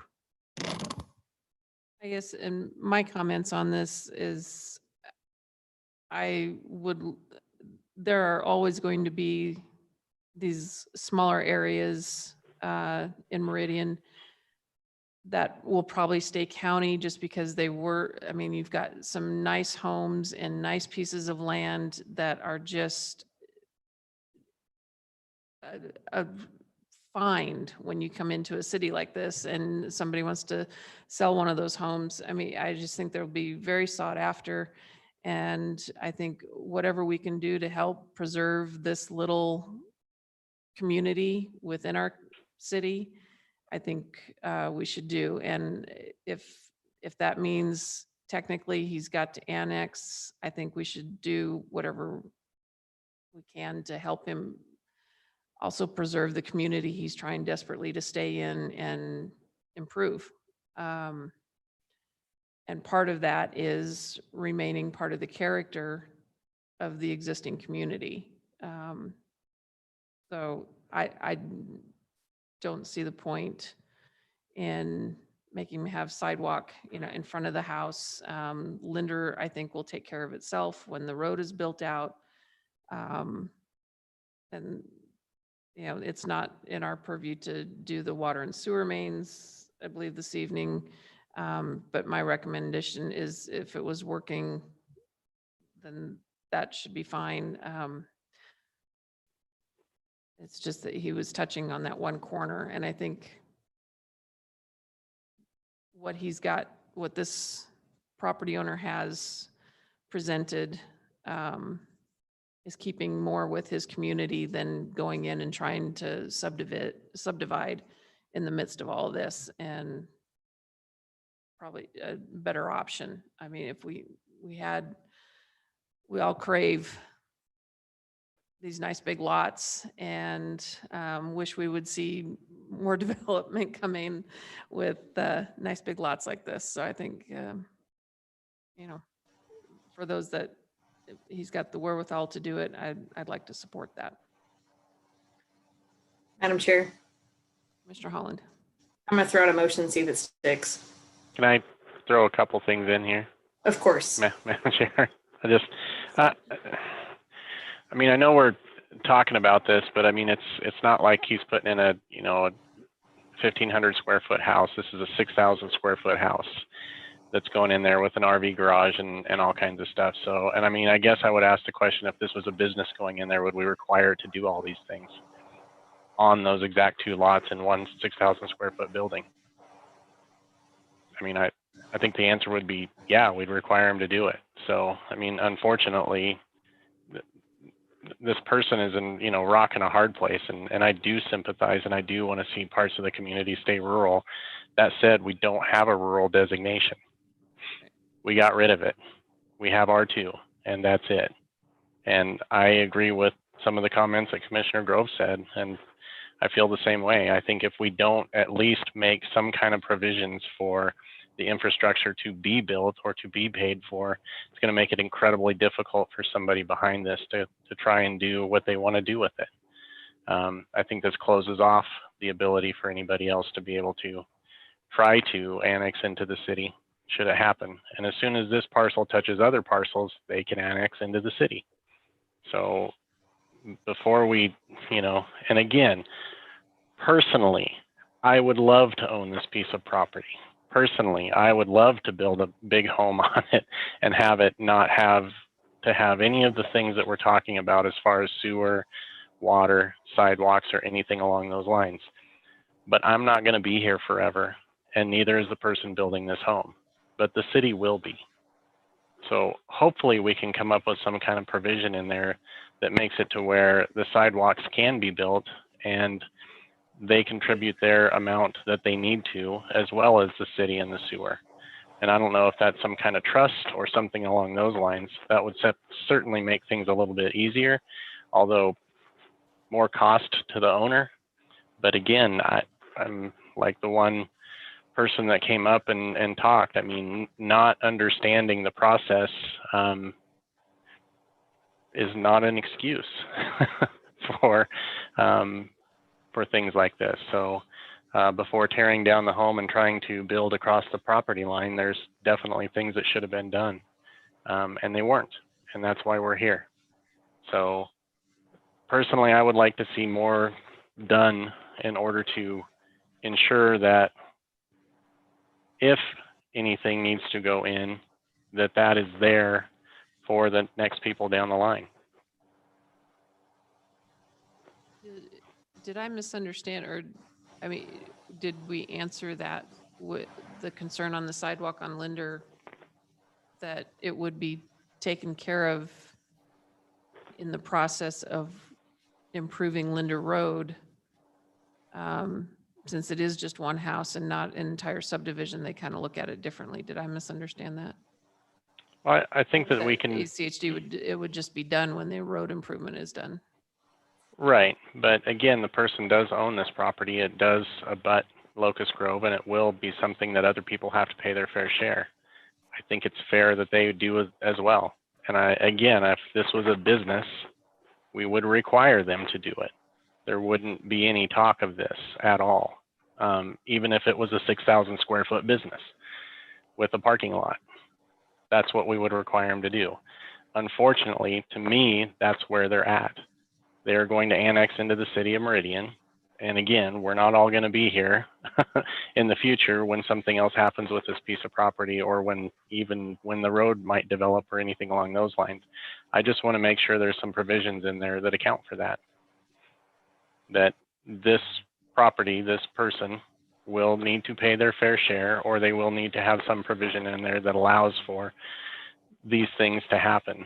I think what they're doing with the sewer is appropriate.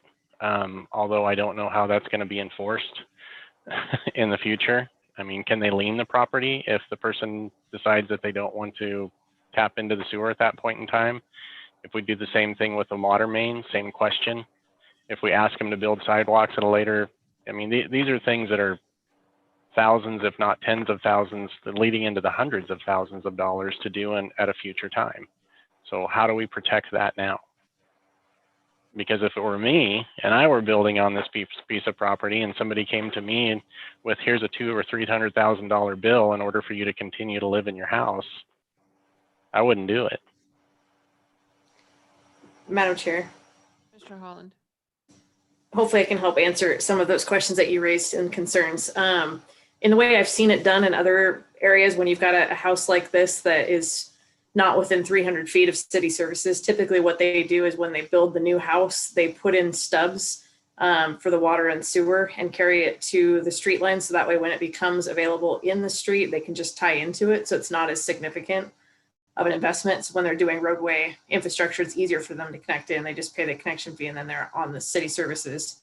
It's fairly easy if the utilities are being worked on that main road, Locust Grove. At that point in time, they would just kind of connect it in. So hopefully if we put a condition in there that just requires them to stub and tie into city services when they become available adjacent to the site, that would be an easy thing to take care of. On the sidewalk thing, I think I go back to Chair McCarville's comment that when ACHD redoes this roadway, the entire section of it right now doesn't have sidewalks on this side of the road. Right now, it's got a buffered, there's a little bit of a median, and then there's kind of right of way that's got asphalt pavement on it that they've used as kind of a buffered bike lane that goes that whole length of Locust Grove. I'm familiar of it because I've ridden my bike on it before. While I would certainly love to see sidewalks there, I think it's not a commercial user coming in. It's a residential that's basically just replacing the existing residential house that was there. So I do see it differently than I would see it if it was a commercial project coming before us, or even if it was somebody came in and they wanted to put 2 or 3 houses on that lot and create a plat. It would be a different story to me than it is just replacing the single family home that was there. I know it's a much bigger home, but just because it's a bigger home, I don't think that means we should require them to do sidewalks. And when it doesn't really connect to anything and it doesn't really help anything when Locust Grove is slated to be expanded again in the future.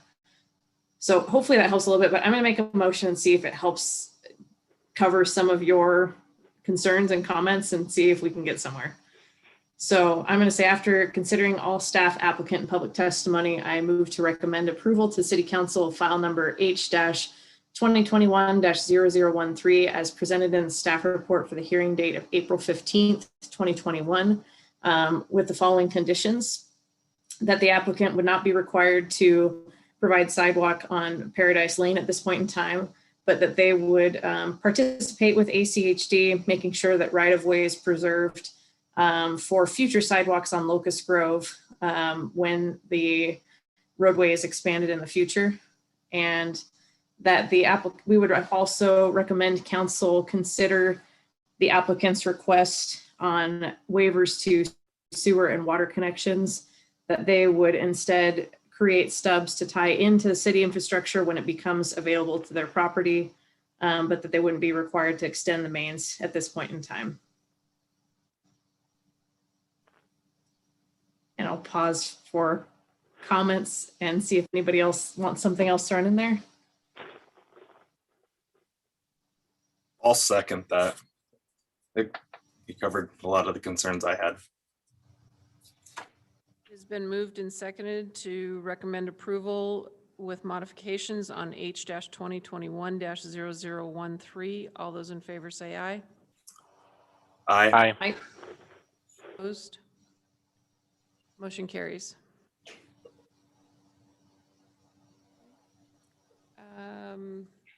Next item on the agenda is public hearing for UDC text amendment H-2021-0001.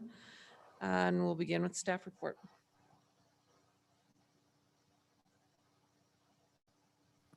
Thank you, Madam Chair, members of the commission. Pleasure to be with you this evening. This is this first of two UDC text amendments that we will be coming before you here, not only this month, but there's also one planned for next month. This one is being expedited at the request of the mayor's office. And so I wanted to at least get some of these in front of you. I would also let you know that these have been shared with the UDC focus group. And I actually presented to the BCA this Tuesday with the following changes. So really, this first round of UDC text amendments for this year is really just a mini cleanup.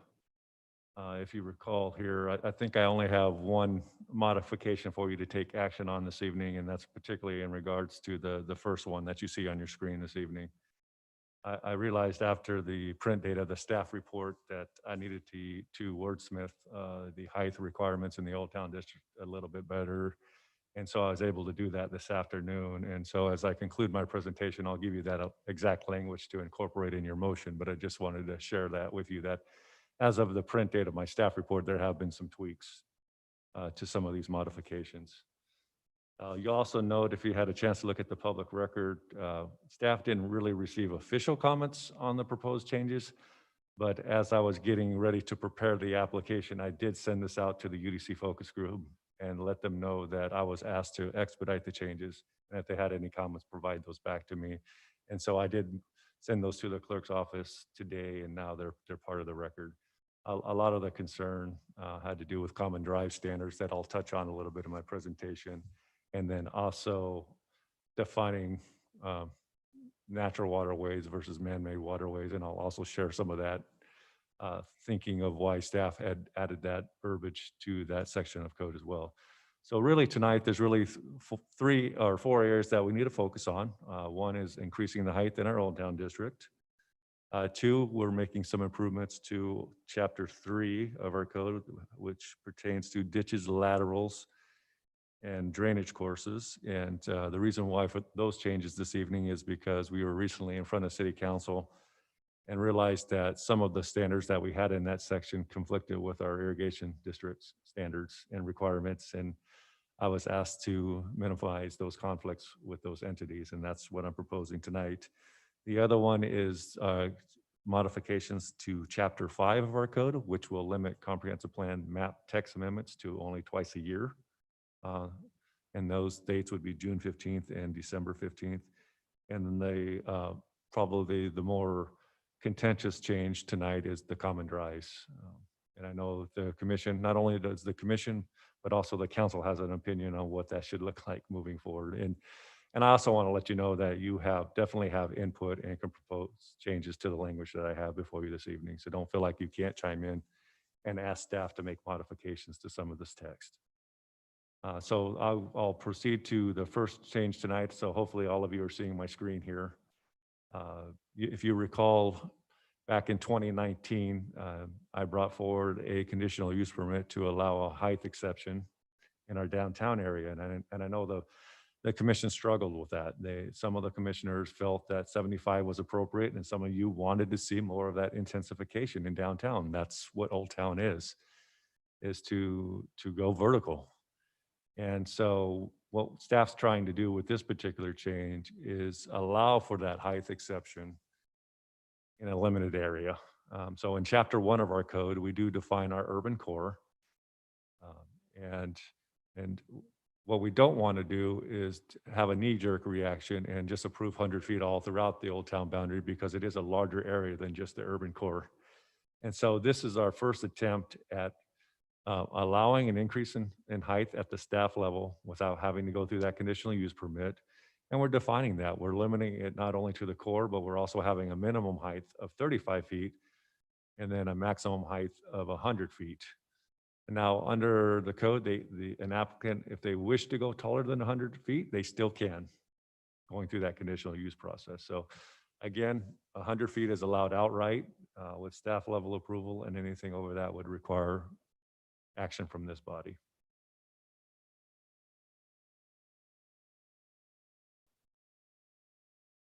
Again, the next change this evening is ditches and laterals. So essentially when some of the changes we have going on here is there's always been, lack of a better word, conflict, but really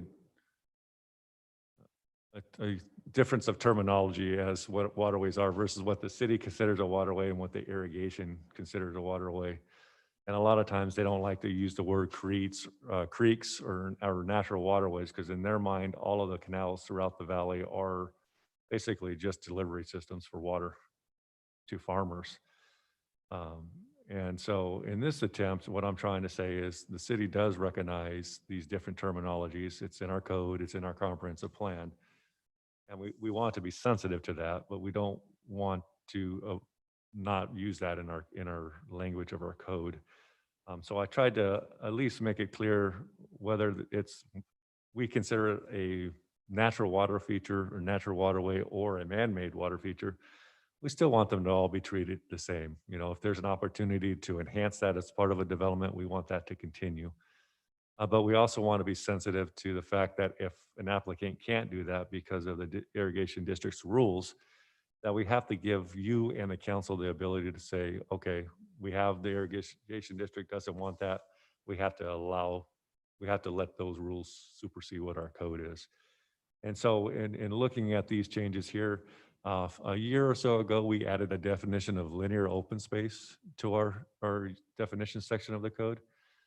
And we defined that, but what we didn't do was give the applicants or the city council the ability to waive fencing along linear open spaces.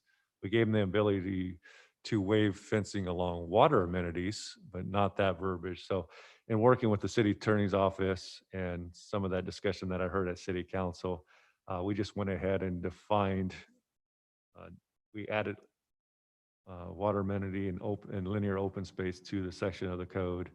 So that way it's clear that if a development has an open waterway running through it and it is improved with landscaping and enhanced as part of the development, and the irrigation district doesn't want fencing because of maintenance, that you and the city council will have the ability to waive the fencing requirement.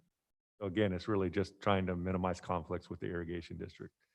The second piece of this has to do with irrigation easements on buildable lots versus common lots.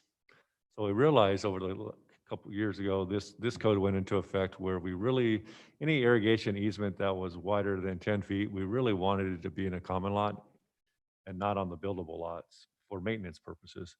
And we realized the way we wrote the code is we granted all the authority to the city council.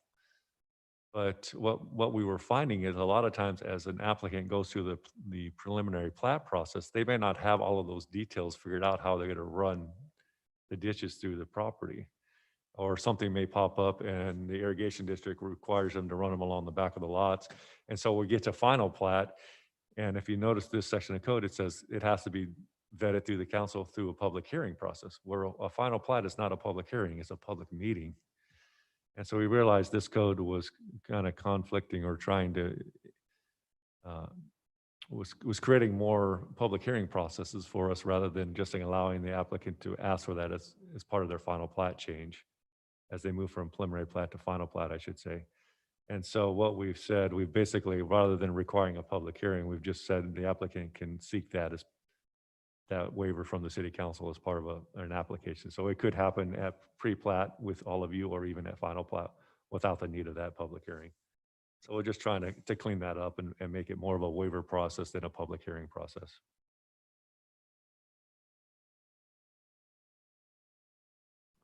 Again, the third change is comprehensive plan map amendments. All of you know we updated our comprehensive plan about 18 months, and we want to give that plan time to see if it works. If we had a huge public outreach process that we went through.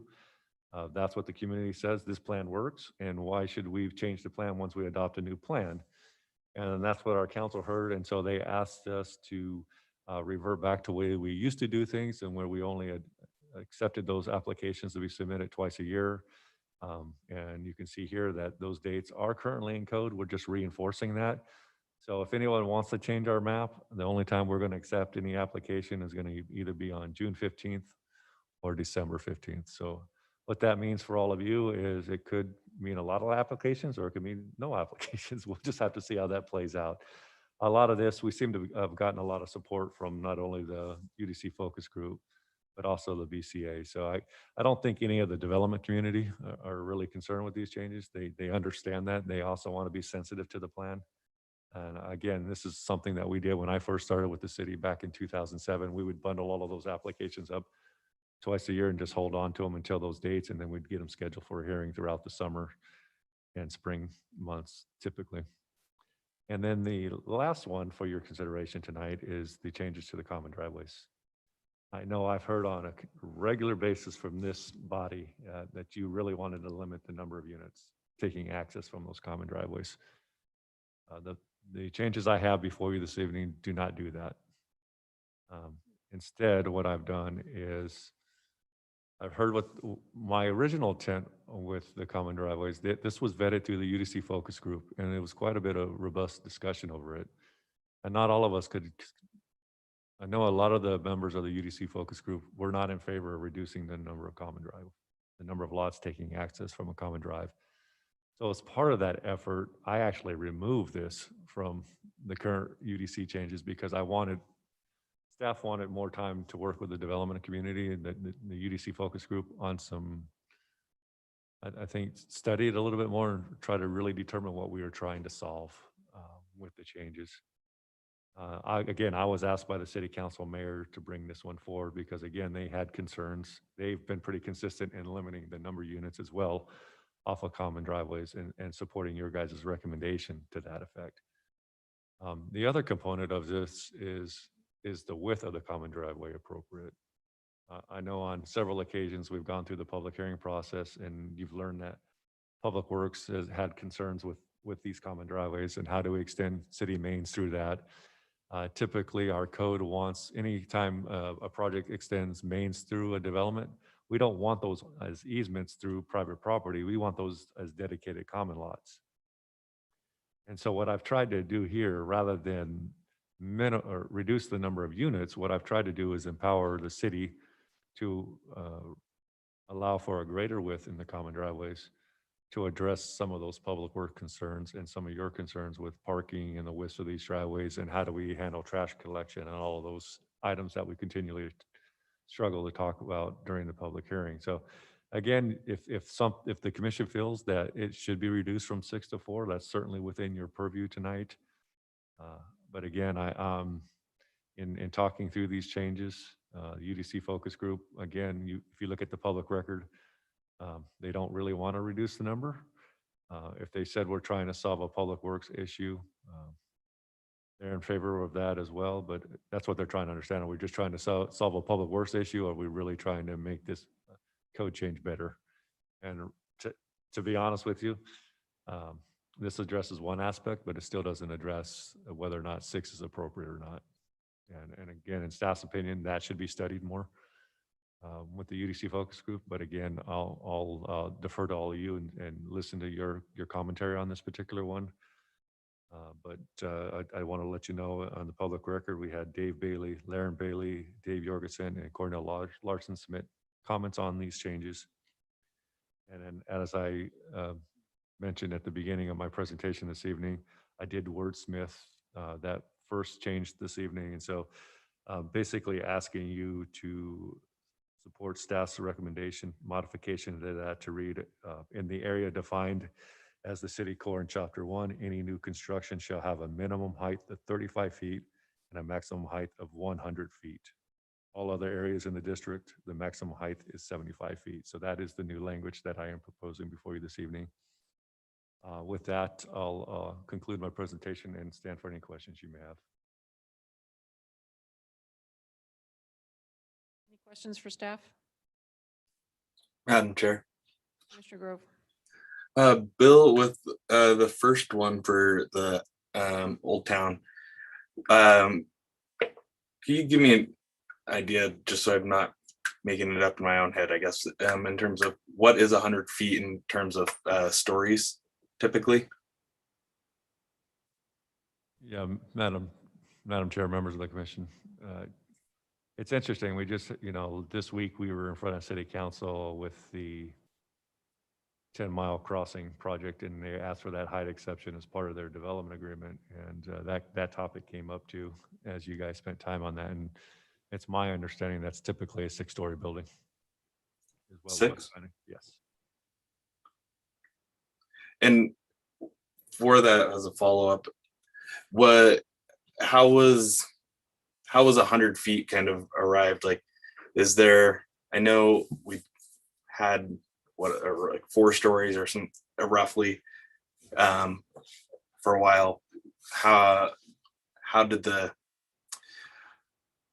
guess, why is 100 feet instead of like 150 feet kind of the goal here?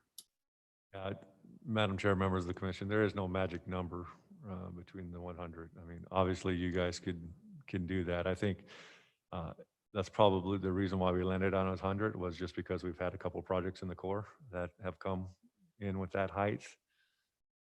I know when you look at our 10-mile area, we support taller buildings and higher FARs in those areas.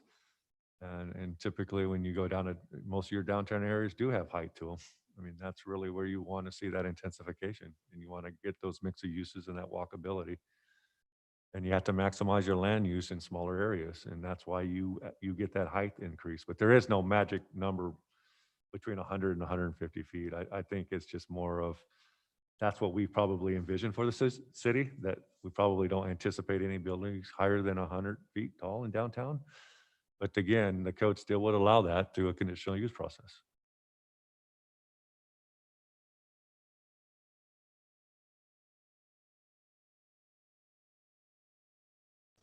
I have a question for you, Bill. What is, you said, is it my understanding there used to be 4 houses on a common drive? Okay. Yeah, Madam Chair, And that is correct. That was changed because? Yeah, Madam Chair, member of the commission, that was changed at the request of a developer. We worked with Brighton Corporation. During the downturn of the market, they acquired the Spurwing Greens development, which is off of Chinden. At the time, it was called Tree Farm. And as part of that pre-plat, they went ahead and redesigned some of that. And so the way they designed their common driveways were U-shaped, and they were able to design 6 homes off of those common driveways. And at that time, we were like, yeah, if you want to propose a code change, we would support that based on the design that they had at the time. And we went forward with that, and we supported that code change. And now as this body is seeing it, it seems to be more and more prevalently used in these developments, more so than I have seen in past years. And so I think that's probably some of the concern of why you guys have always been consistent, either limiting it to 3 or 4. But yes, the old code under the previous version of the code back in 9 or 10, I believe it was no more than 4. Okay. Madam Chair. Commissioner Holland. Just a comment. I know that we've talked about this a lot. Every time we have a shared drive, all of us cringe when there's more than 4 homes on that shared drive.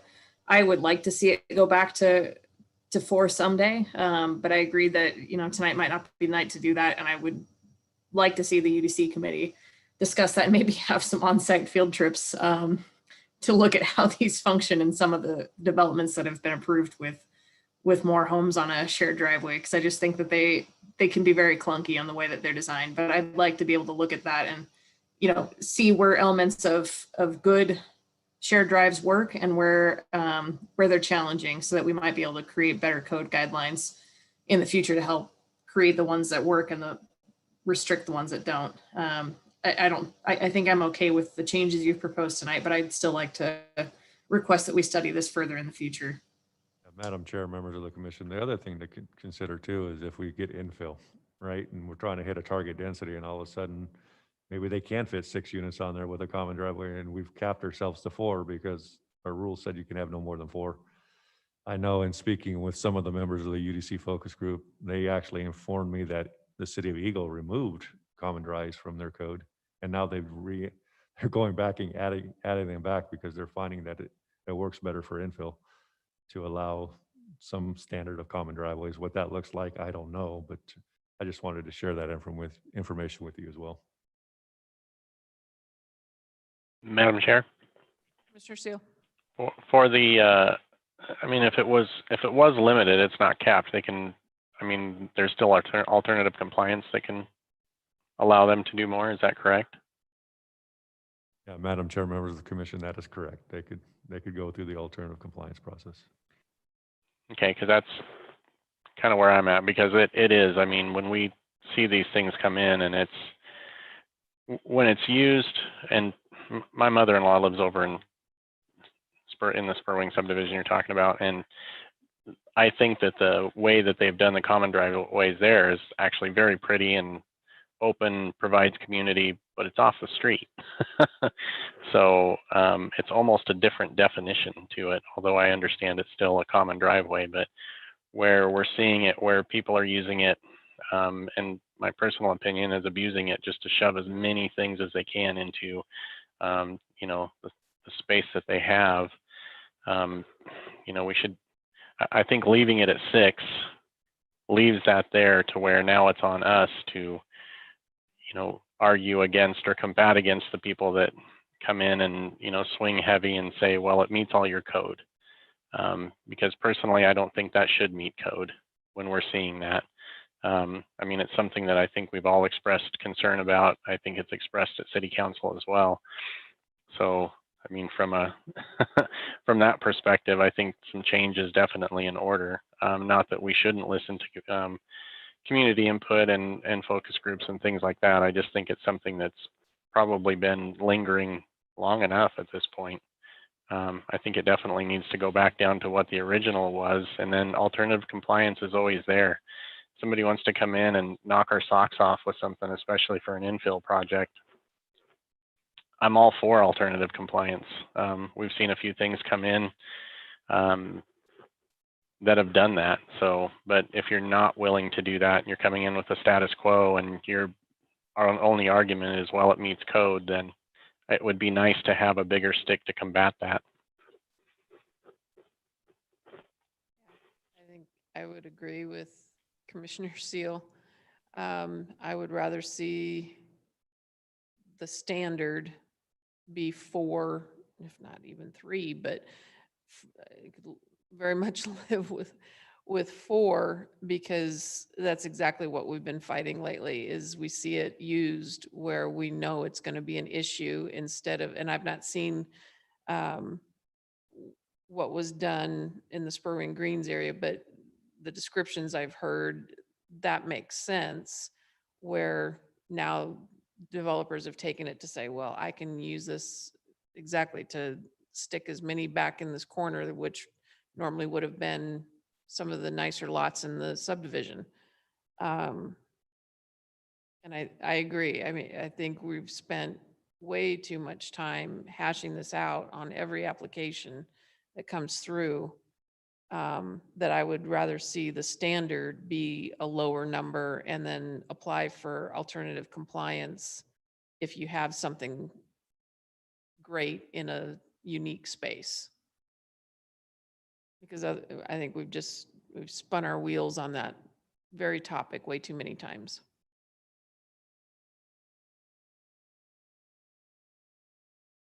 And the rest of it, I have no problem with all the other ones. I guess we're kind of at our discussion here without closing the public hearing, but I don't think we have anybody signed up to testify anyway. Madam Chair, you're correct. Okay.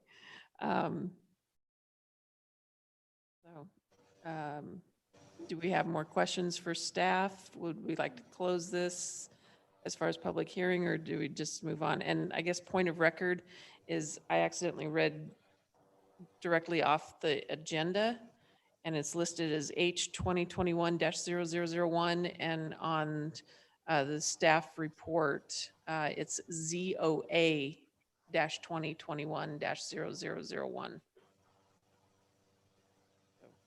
For the record, we're ZOA.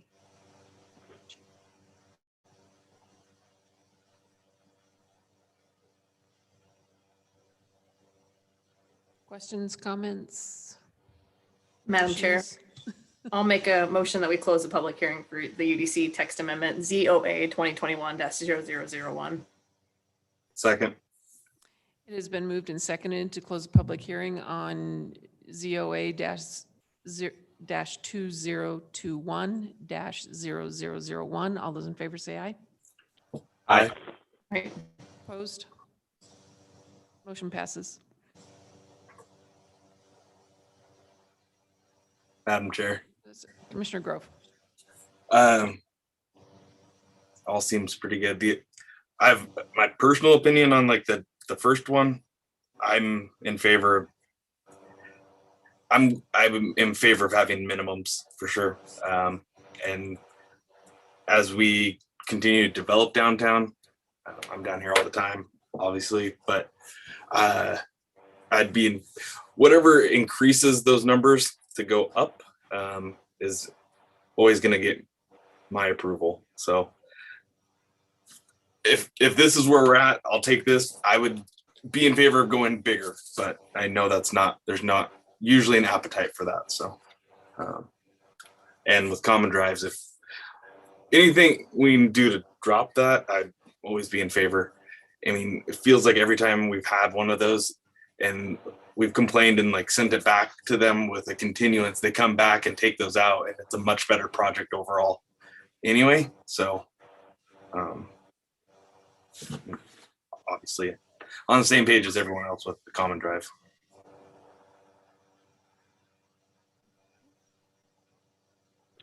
Madam Chair, Mr. Seal. I have mixed feelings on the 100, adding the 100-foot maximum on there. So being an old country boy, it's driving into downtown Boise. Sometimes it feels like the cityscape's going to fall on you when you're down there anymore. Just because it's, it went from being what seemed like a large thoroughfare there to what seems like now very small and very confined. So it definitely will change the look and feel of things. So that said, I don't think we went crazy with it. We didn't have Commissioner Grove in charge of it. So we've got, I think it's a good starting place, and I think it's a good place to show that, we're willing to grow and we're willing to try new things as a city and bring things in and bring things up. I think if we want to make our downtown, walkable and livable without it being all streets, that's the way we're going to get it done. So, and hopefully that'll actually help to encourage, building out some more of the old town pieces of it. I'm actually very glad to see the thought given to the waterways that are out there, because sometimes that does get contentious as far as what the irrigation districts want, what the city is calling it, what the builder is calling it, what they think they should do with it, what they can't do with it, things like that. So I think it'll help clear up some of that when we go into future meetings. At least I'm sure that's the hope. Yeah, and then on the common driveways, I think we should ask for 3, and if city council wants to give them 4, then great. But I think any chance we have to take a swing at that, I think we should absolutely do it. Because it's just something that people have been taking advantage of at this point. And again, alternative compliance is something that I look forward to. We've had a couple applications come in that have really knocked my socks off, and it's been because of alternative compliance. So I think that there's still plenty of room for people to do that, and it allows us to let them come in and show us something that's going to help us to build a premier community. Madam Chair, Commissioner Holland, without cutting anyone off, I'm happy to make a motion. go for it. After considering all staff, applicant, and public testimony, I move to recommend approval of file number ZOA-2021-001 as presented in the staff report for the hearing date of April 15th, 2021, with the following modifications.